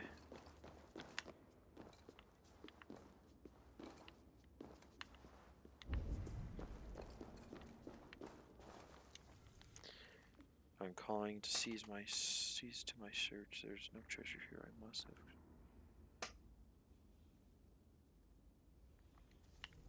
Okay, I don't care.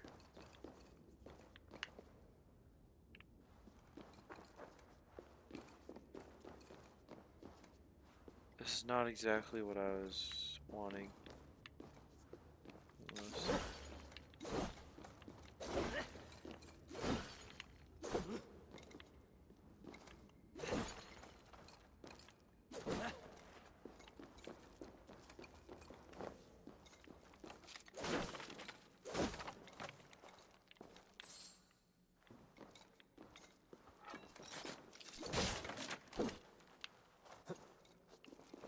Damn it.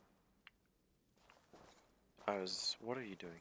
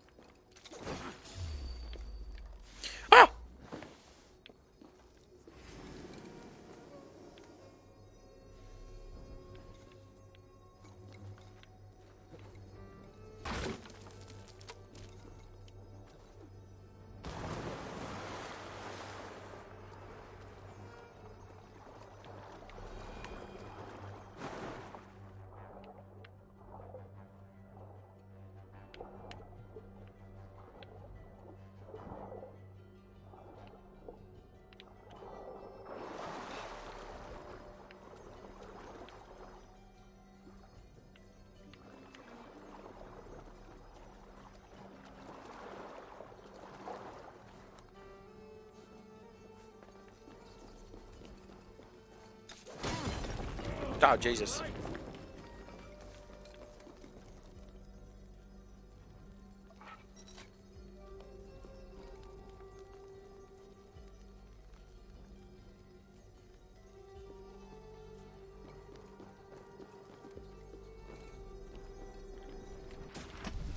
Book of Knowledge. Harpoon Impalement. Well, fuck yeah.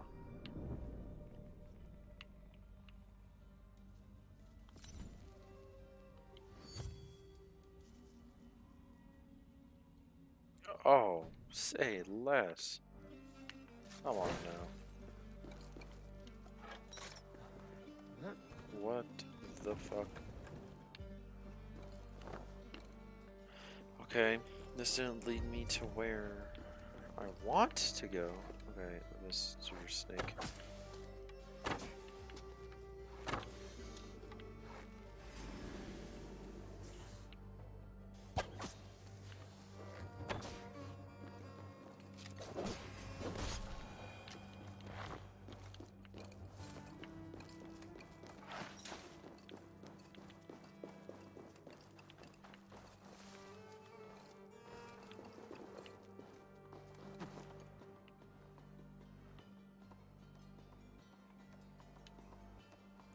Alright, there's a viewpoint. We'll get that real quick.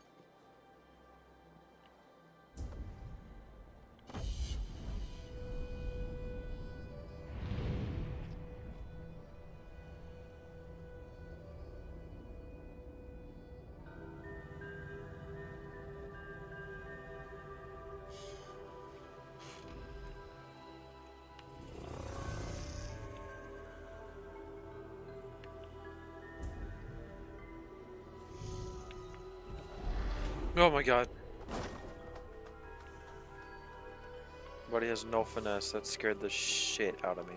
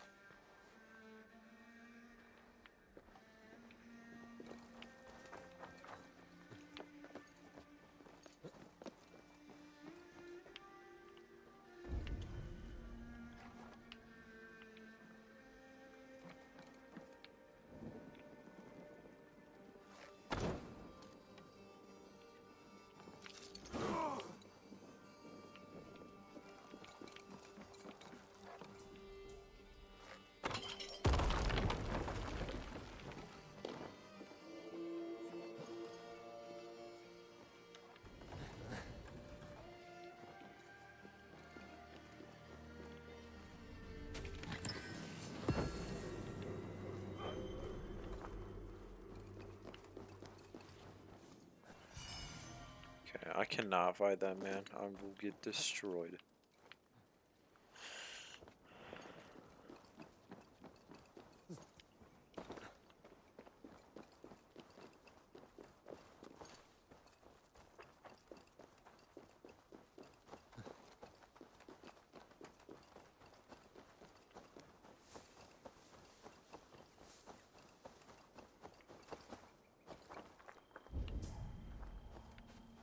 The guards here are vigilant.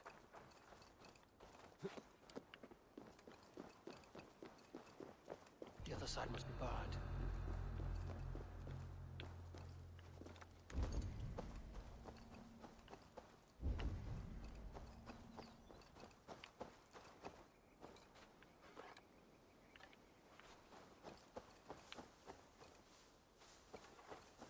I thought it could be. Oh, okay.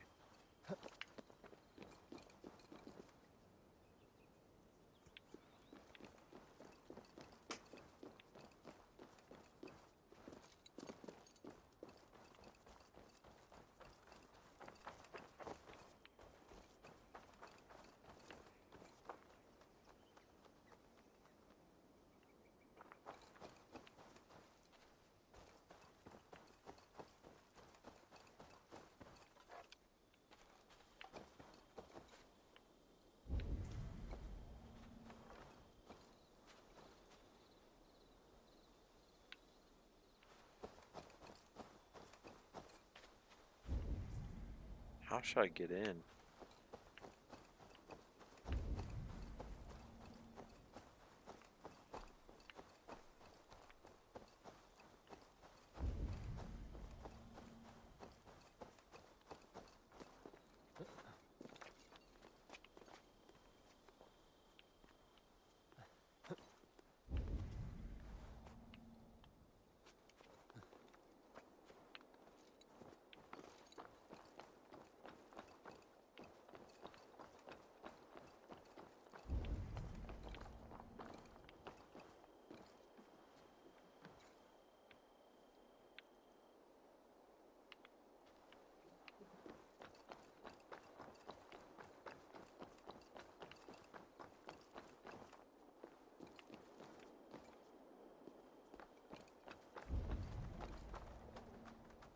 I honestly have no clue. Because I thought this stairwell would lead somewhere maybe underneath. But no.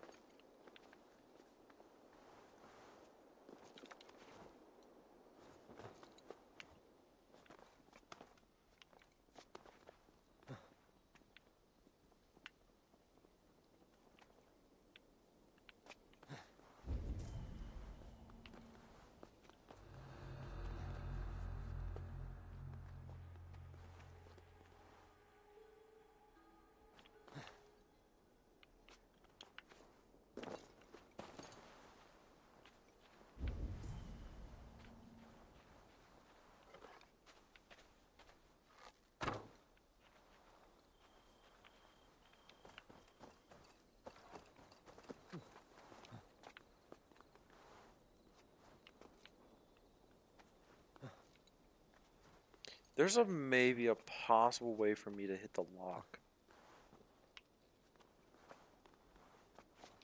Just maybe. But very unlikely.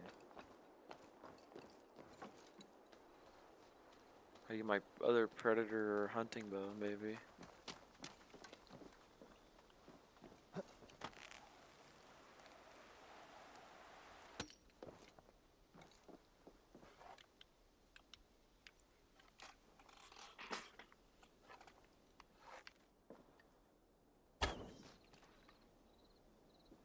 That actually work? Holy shit. There's no way. Oh my god.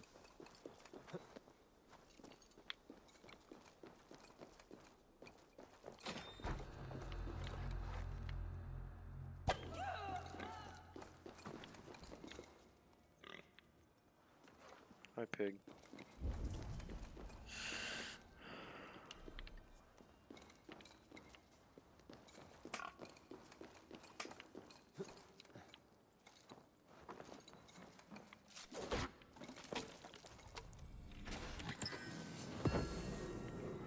Oh, a shield.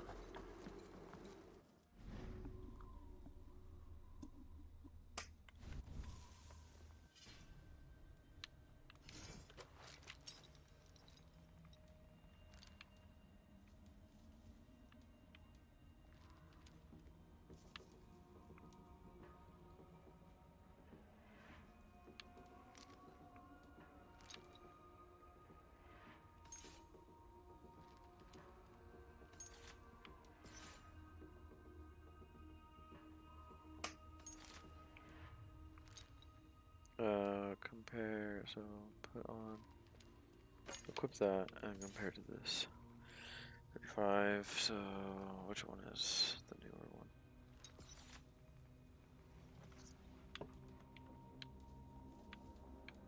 Raven Clan, okay. 48, 37, 45, less speed by like 2. Same stun, same weight. The things are better are the attack and then the block.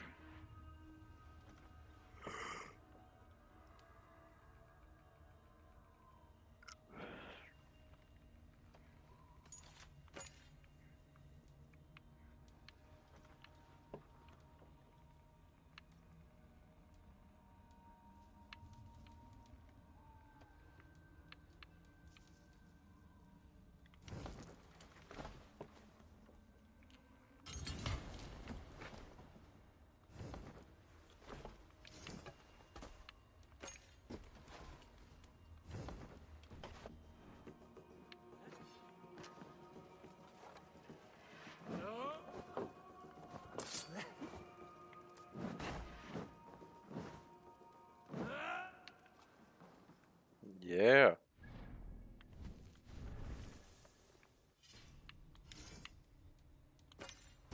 Oh my god.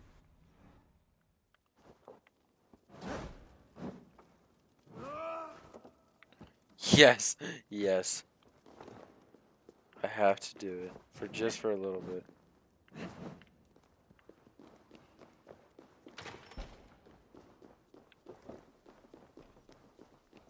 I'm out, bitches.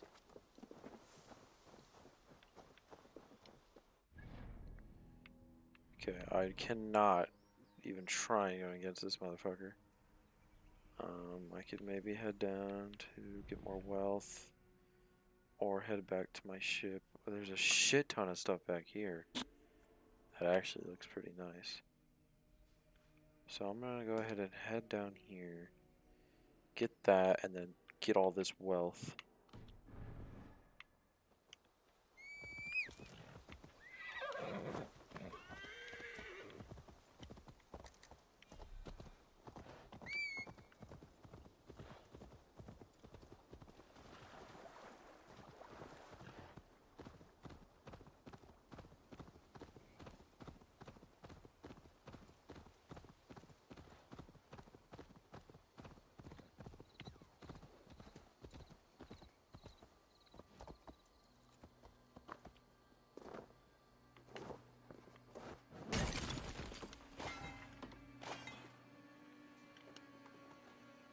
Interesting.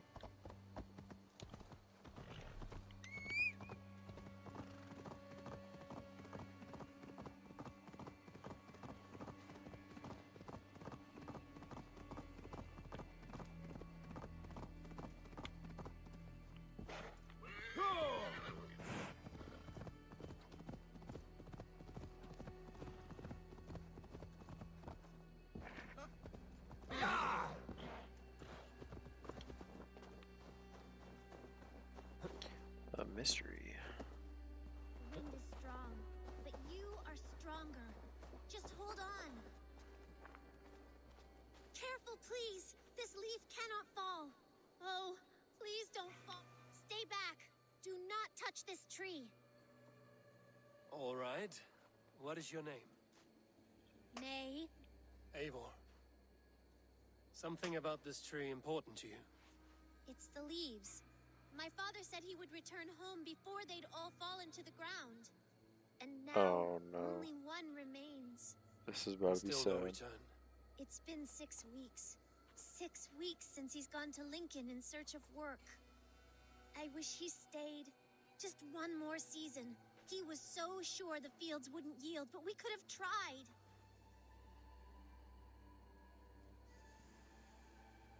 Your father sounds like an honest man.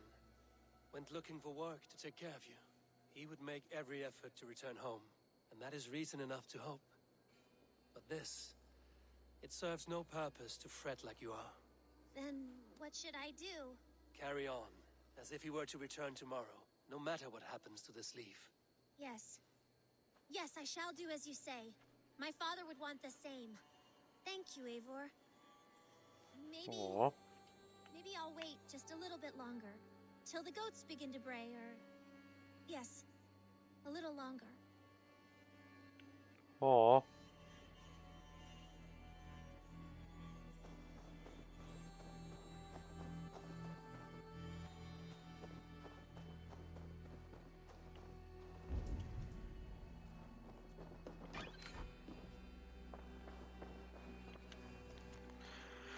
It's now been 6 weeks and my father has not returned from Lincoln. Home before a tree sheds his last leaf, he told me, but every day I peer outside, there are more leaves on the ground and less in the trees. Sometimes I do not look at all for fear, for the trees by our home is bare. Then I'm struck by the hope I may see him riding over the fields back to me. Bruh, this is sad as hell. Oh my goodness. What does it want us to do? Like, it has this, but like, what now?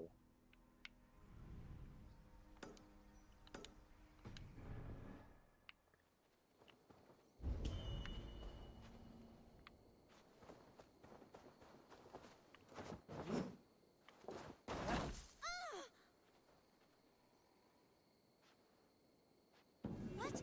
No, no, no, no, you... I suppose that's it then. Carry on with your life, May. Everything will be all right. That was a little fucked up. What is she doing? Why is she running like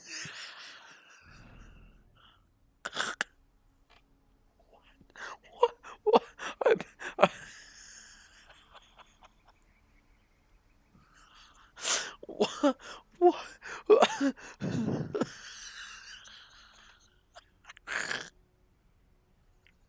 Oh my god. What the fuck did I just do? Oh my god. Eivor, that was fucked up. What in the... Oh my god, that was the stupidest shit I've ever seen. Wow. First of all, Eivor, what? That... Horrible, bro. You know, her father's probably dead. And you're just like, yeah, you're gonna be living alone for the rest of your life. How does that make you feel? And just fucking crush everything she has. Her last bit of hope. I am. That was, and her little fucking Run! What was that? Jesus. Oh my god, that's fucking hilarious. Oops.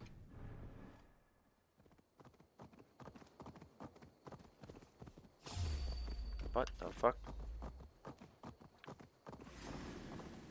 Out of options, Doc. Listen here, motherfucker. Get out my way then. Okay, Slink. Damn, what a shot. Chill.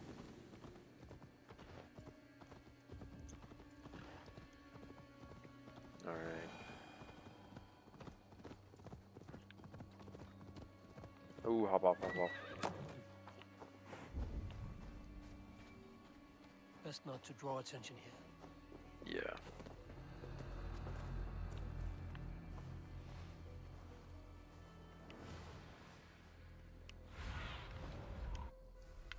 Be my eyes, Sunan.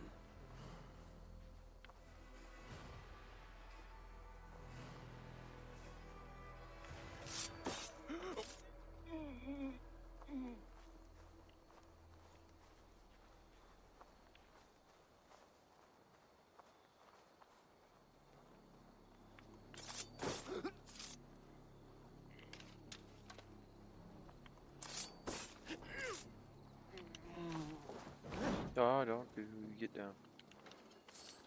I can't wait to see how the combat works with both of this. Because I remember that was one of the things I was gonna do, try and do a double shield build.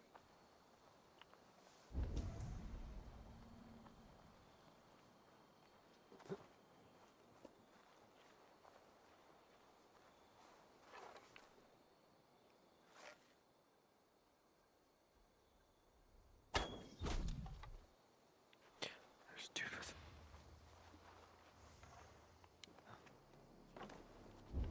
Oh shit. Oh fuck.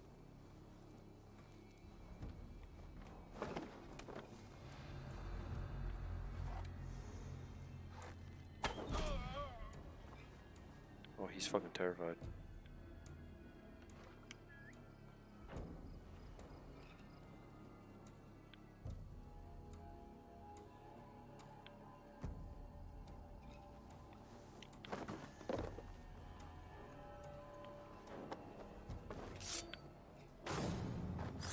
Gotcha, bitch. Better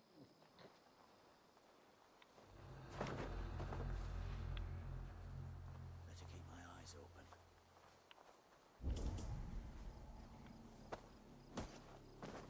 What the fuck? Why did I get knocked down? What?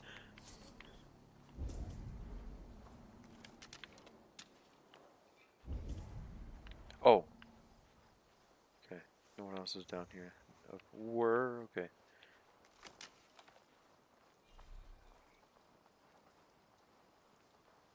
Oh. Good.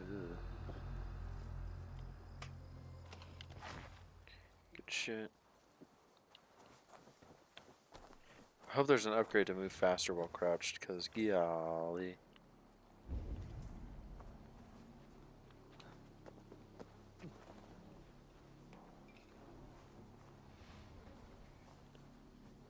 Wait for homie to dip. Or... Nope. Bad idea.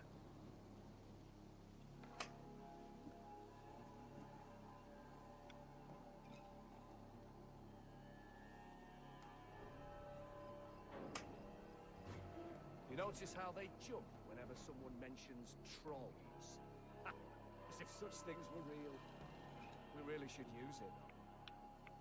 Now got it? Motherfucker.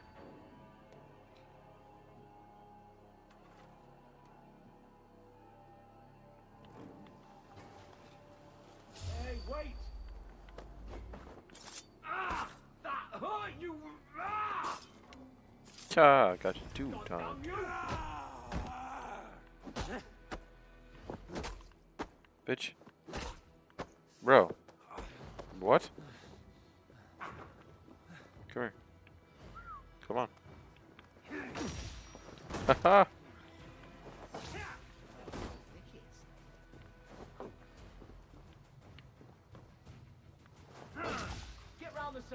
more time, bitch. With me here.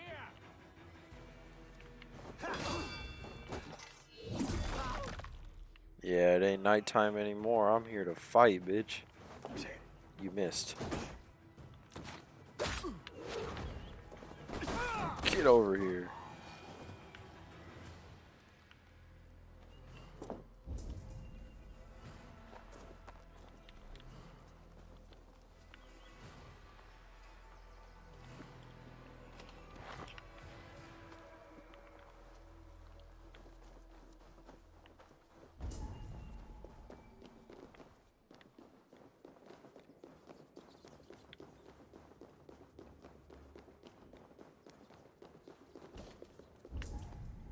Oh, fuck.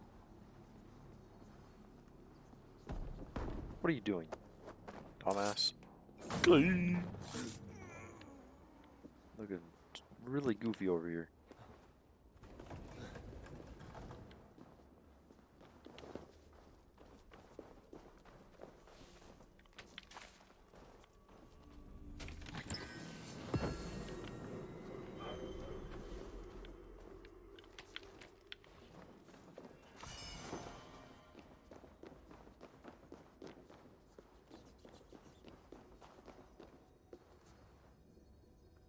Scooch, scooch.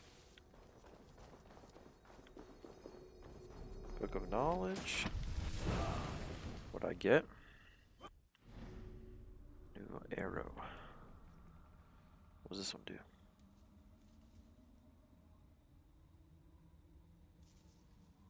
Ooh, okay. And then there's a thing over, like, just yonder.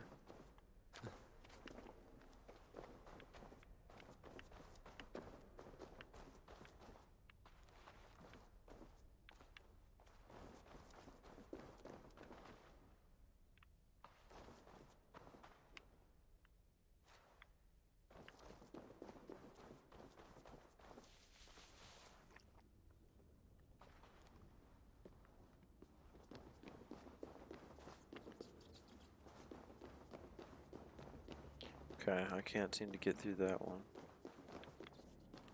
Unless...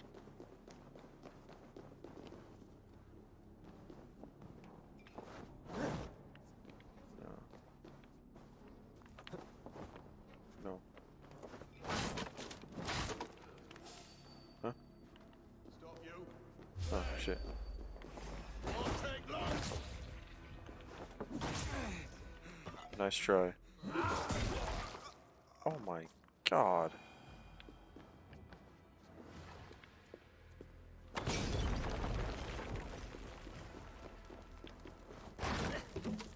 Ah, here we go. No. Almost.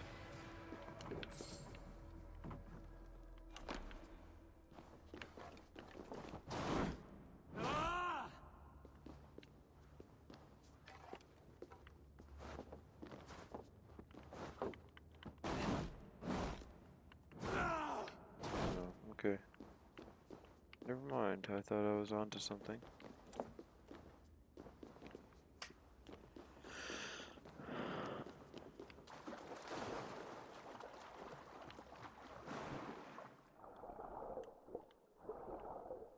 Of course, it's underwater. A spear. Eh.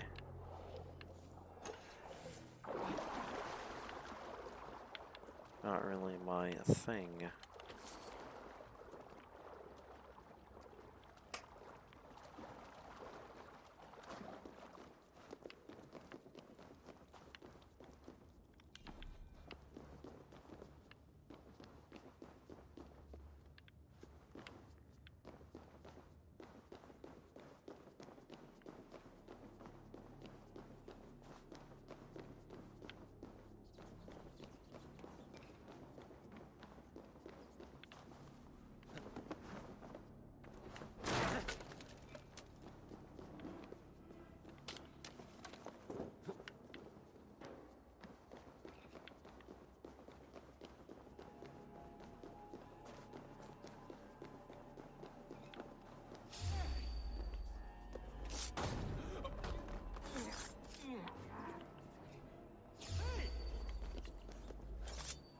bitch.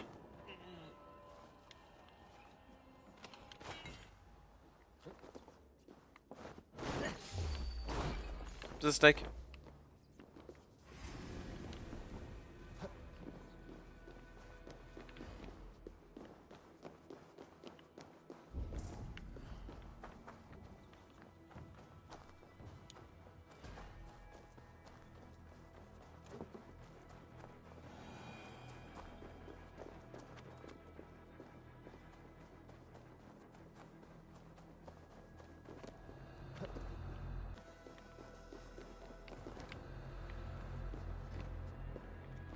Are you serious?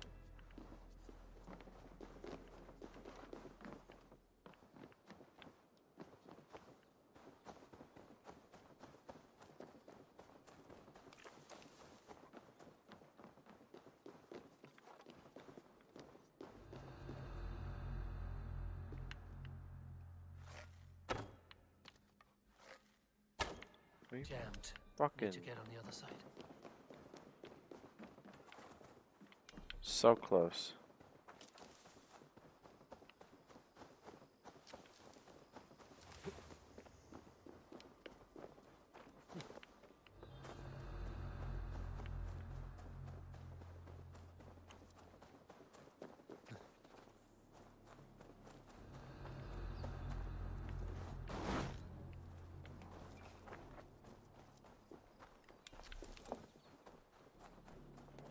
Hey now!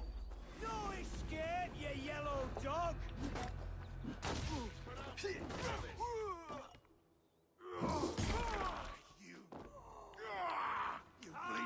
What in the fuck?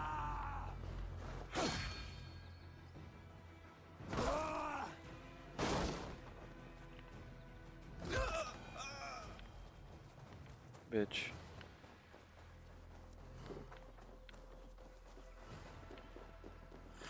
Alrighty, let's try this again.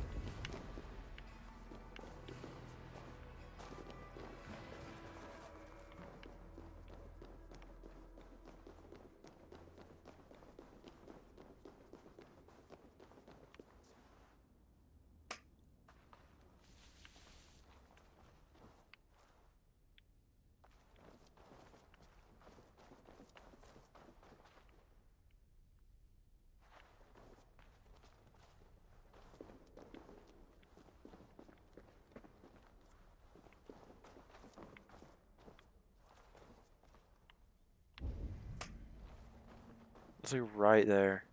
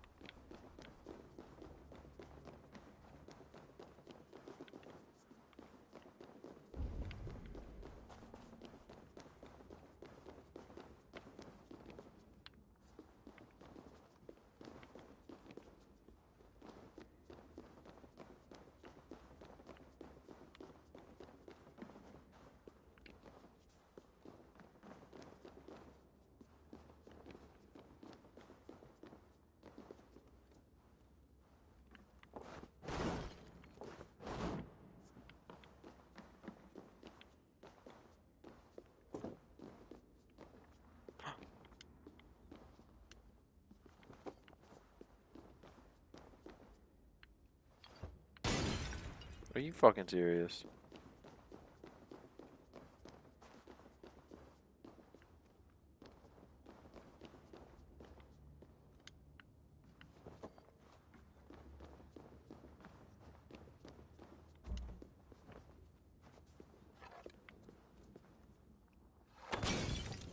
Really?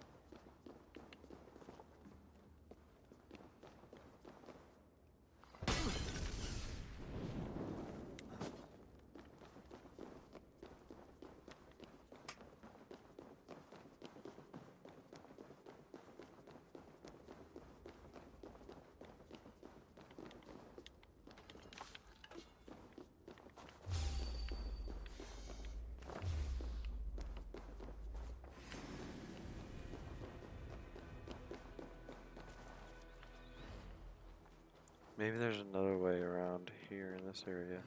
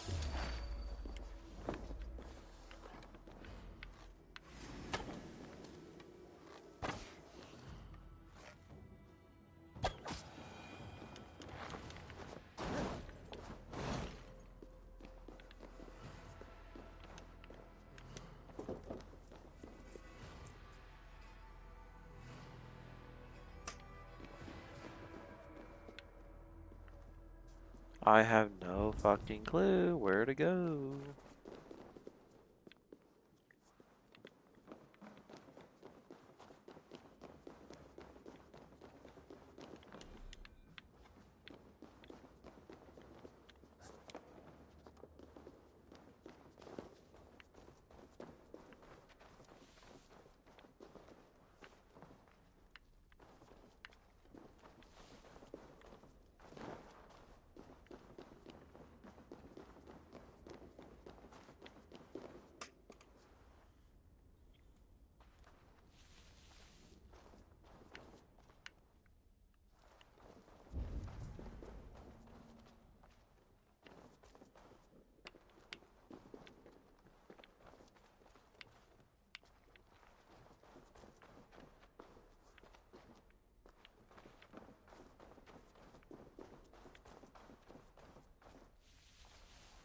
I don't know. I'm so lost. That one door was locked from the inside. There's no way to get to it from here.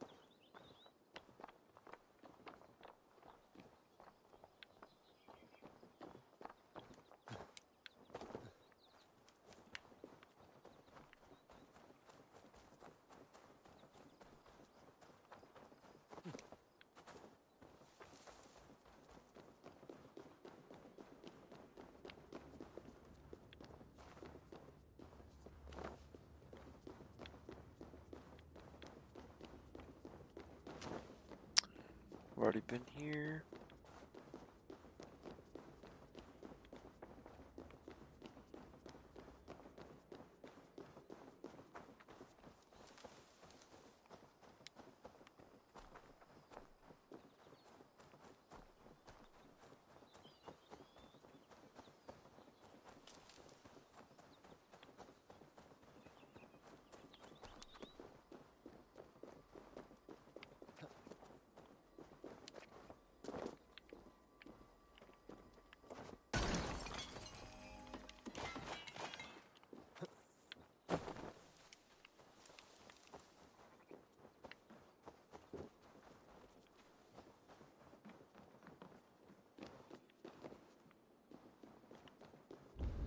Must be blocked from the other side.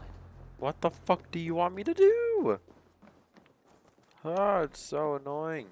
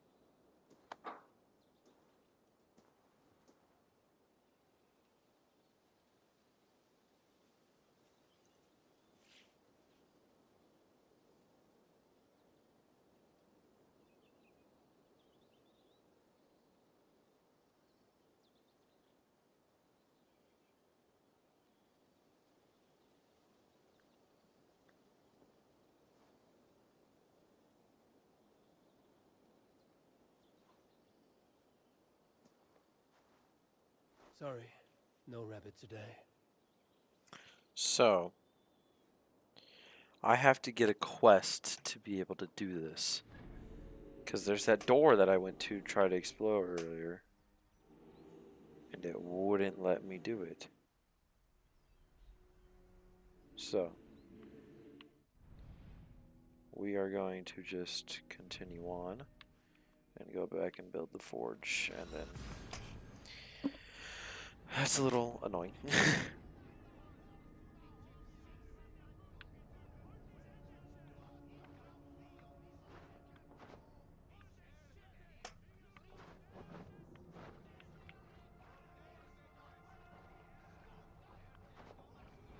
This was a good day. Some fine work from all of you. We should return home and unload everything.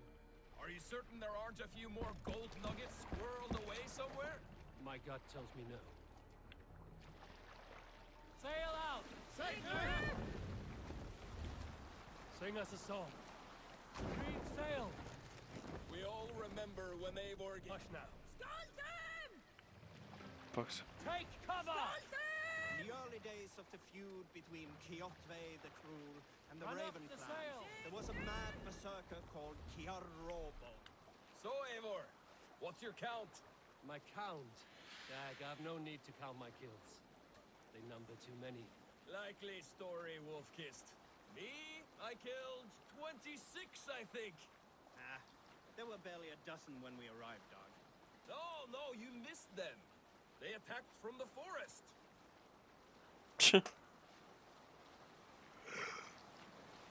Whatever you... Kjar had pledged his battle fury to no king or jarl, and would give his oath only once each winter, for reasons nobody could fathom. One year, Kjar's sister Thora was married to Kjotve's brother Alrek, and soon Kjar was often seen in the company of that clan. But soon after, word came to Kjar that Alrek had abused his sister. When he asked Thora about this, Dock the she ship told here. him, "It is..." We can continue later.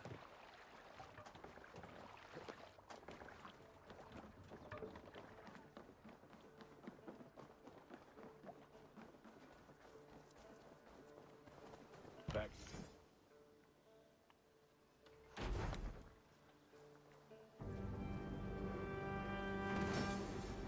Yeah.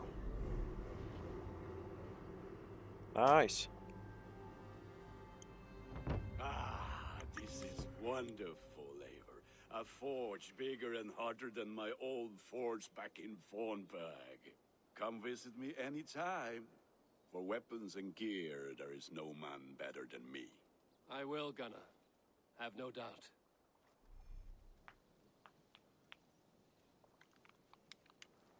A pleasure. What is it you do here again? If you need weapons and armor in hand, That was a stupid fucking question. I would like to see what you have in stock.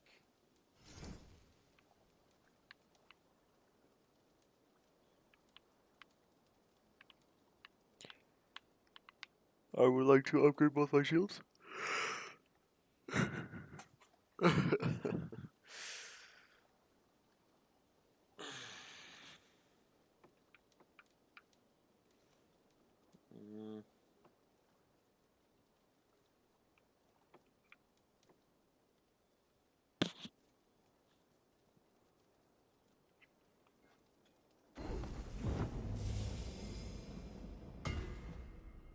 Nice.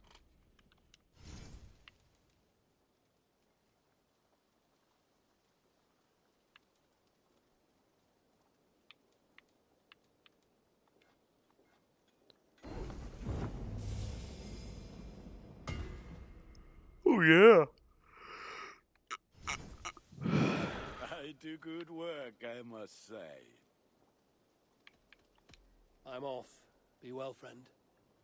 Put that gear to good use out there. Go talk to Sigurd.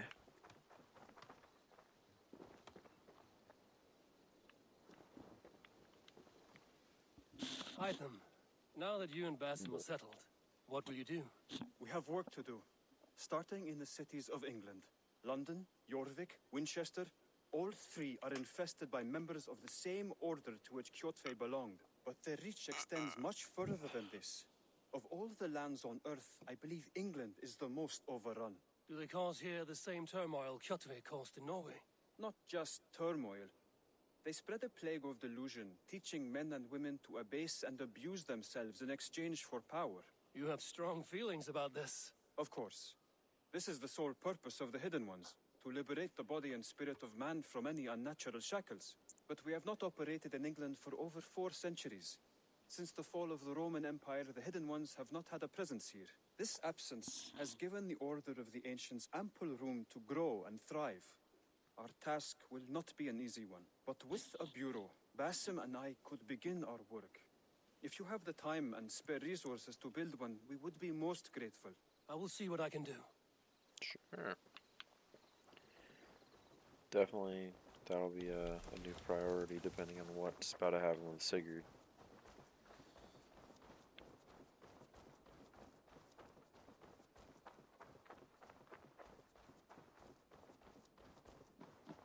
The Saxons break their kingdoms into smaller territories called shires. Eivor, in here. Yes. What will you keep in this room? My finest weapon. For this room is yours. Hey! Here you may lay your head, hang your axe, or be alone with your thoughts. Do you like it? It suits me well. Yes, I would indeed. be just as happy lodging with the raiders on that wharf. I need no special treatment. This is not special treatment. I want you here in the Longhouse, close at hand. I may be the Jarl of this clan, but you and I lead together, as ever. God So damn get it, acquainted Sigurd. with your room, and when you're ready, meet me at the stables. What an absolute G, bro. There's no way to hate that man. Like, it's just a homie, bro. Behold our new encampment, born from a soot heap left behind by the sons of Ragnar. It may look a bit shabby now, but with some effort, it will soon be a beacon of trade and culture. We currently have the capacity for the following services: blacksmith, Hidden Ones Burrow, stable and aviary, trading post, barracks.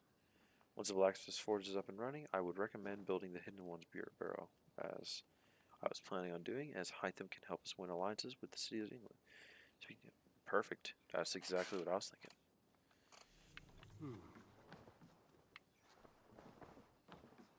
A letterbox for messages and requests.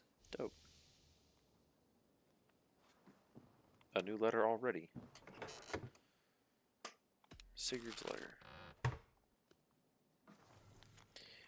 Eivor, I hope this room fits your needs. As we grow our reputation in this land and make new friends and allies, it will be important to keep constant communication with them. Ranvi will drop any letter you have received into this box. Have a look from time to time. Sigurd. A bed better than many I've slept in, and a good place to recover. Yeah, nice. Not much, but it is mine. What do you mean? This is perfect, bro. This is great. This looks like the coziest room known to man, bro. Like, wow. Your blanket is 2 bear pelts combined, bro. Like, come on. That is cozy as heck. And you know what? I think it's nighttime, so we're gonna go take a snooze.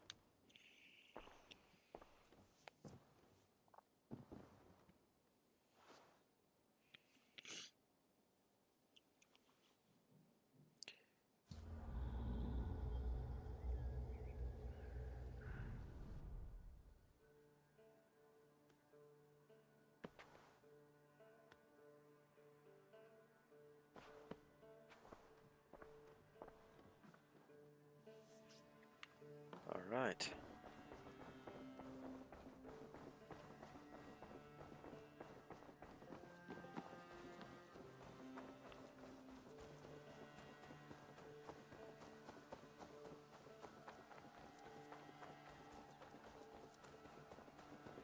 You're ready to ride at a moment's notice.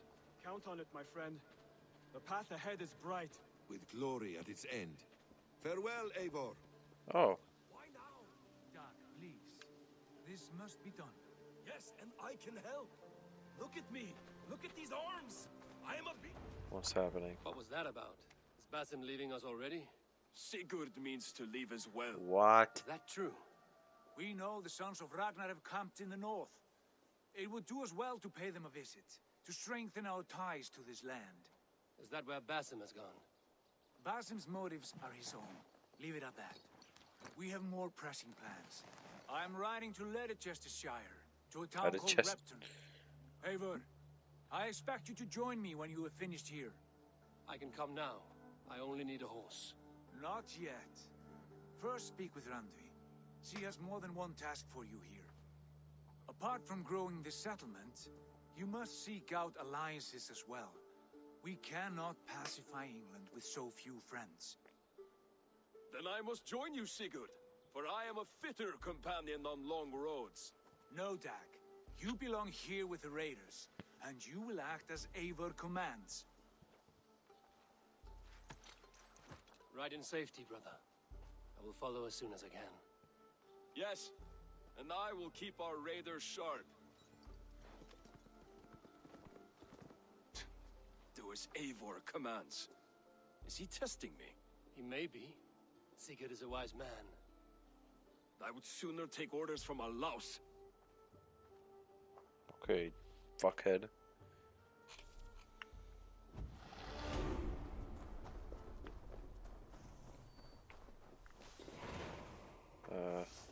Okay. Good day. Tell me about what you do here. If you need something tattooed, you come here. Ah, Sven. and buy. Yes, But yes, of course, yes.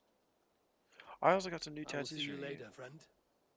I So long. would like. Can I get a tattoo? I like living in the longhouse. I feel like a jarl.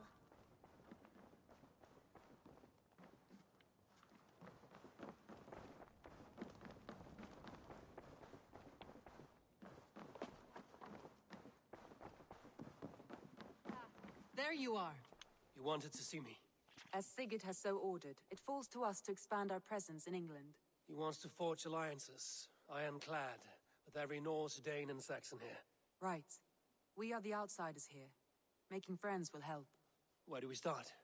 My scouts come and go daily with interesting news and tidings, and I'm beginning to get my bearings in this fractured land. As I learn more, I can give you insight into each territory before you commit to a journey there. Of course.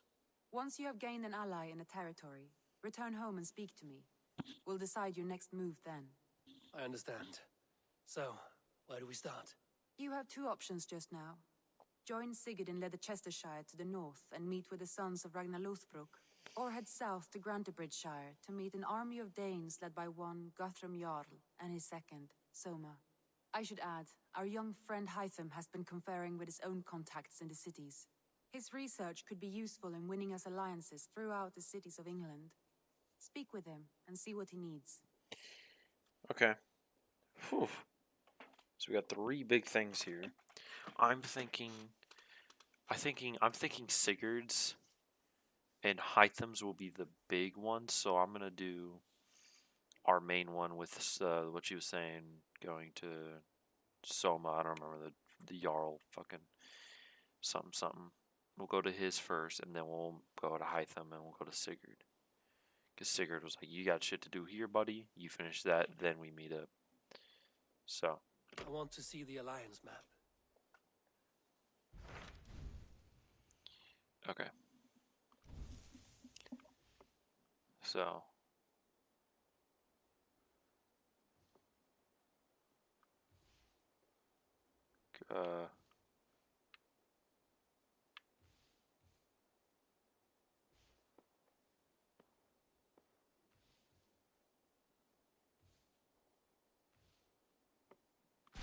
Tell me about Grantebridgeshire. A force of Danes, called the Summer Army by the Saxons, is camped north of Grantebridge at some ruins across the river. We should curry favor with their leaders, Guthrum and Soma, if we hope to win their trust and allegiance. My scouts did not meet them in person, so I can say little for the state of their army. Consider this a starting point. Alright, yep. Gonna do that first.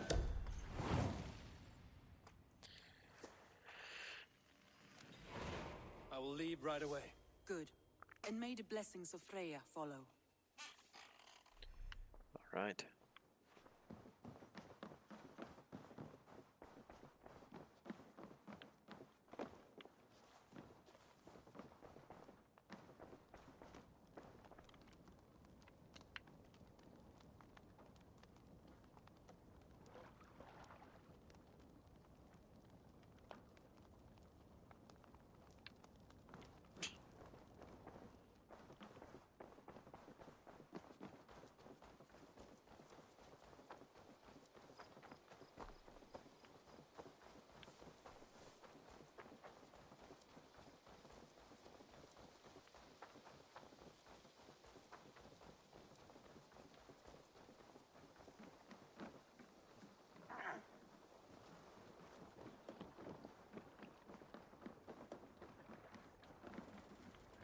Hey! Off we go! I think... Which direction am I heading to? We're going down this way. Okay, there's not a raid in the middle of that. Alright, so we'll go do this. Alright.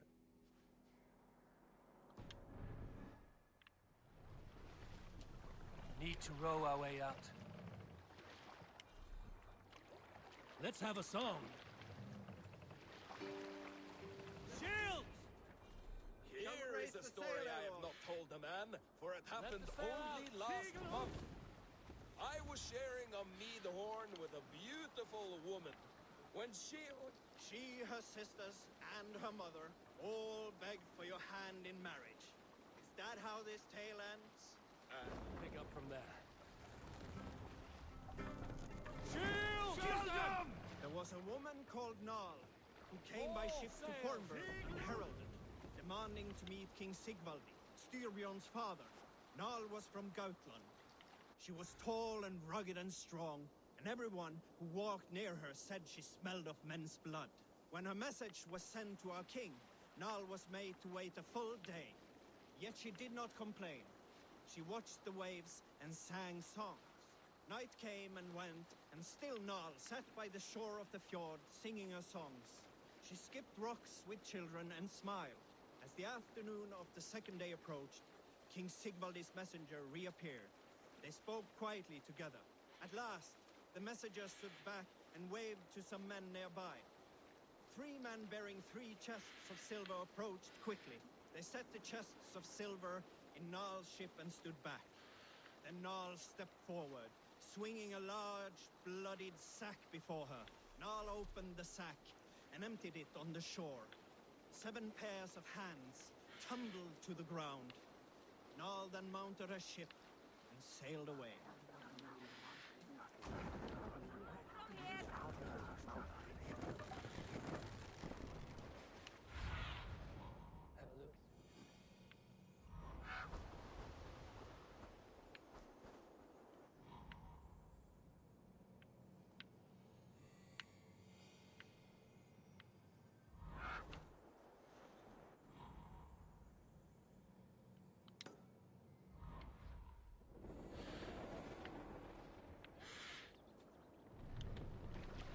Can't raise the sail here.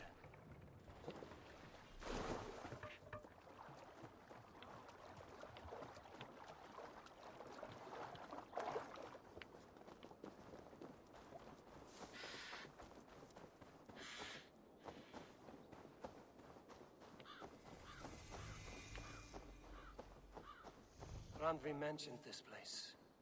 The last known location of the Summer Army.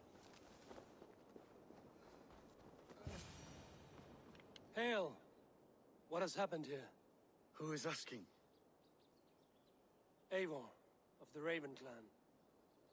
Did you and your men fail to take the village? No. No, we had it for a time. It was nothing but a cluster of wattle and daub huts when we came. We made it lively. Gruntbridge was a thriving hub of trade and song under the care of Soma Ayalskona. But the Saxons took it back. They appeared within the city as if rising from the shadows and drove us out.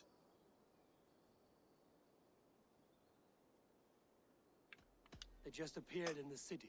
It was like they burst out of the center of the city itself, setting aflame everything in their path, shouting some nonsense about an ancient order of warriors. By the time I saw the fires, too many of us were killed or captured. Our Yarsko Masuma, she bellowed a retreat and we took refuge in the ruins. But in the chaos, we were separated. She and the bulk of our forces fled northeast into the swamps.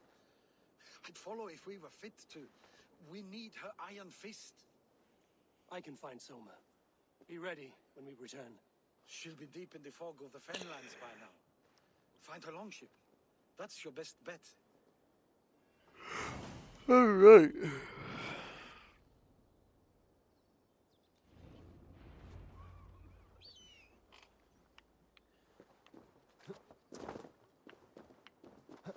I'm gonna get this viewpoint. I think I'm gonna honestly end the stream here. It's getting late. I'm getting a little tired. I've been going for 2 hours, about 40 minutes.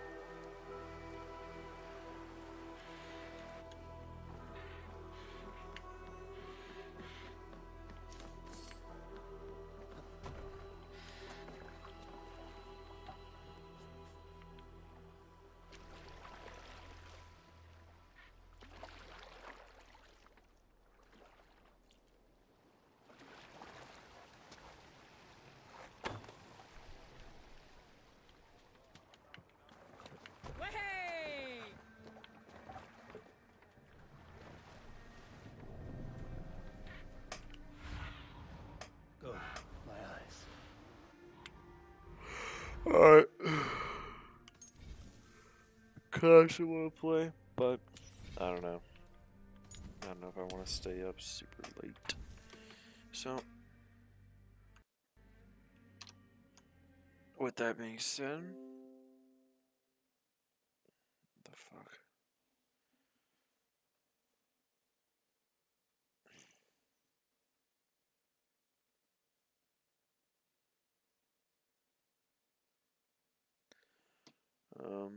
Anyways, hope you guys enjoyed. Probably stream tomorrow, maybe. I don't know, actually. Or if I somehow do stay up, I'll just get it back on, but hope you guys enjoyed. If you did, leave a like and subscribe, and I'll see you in the next one.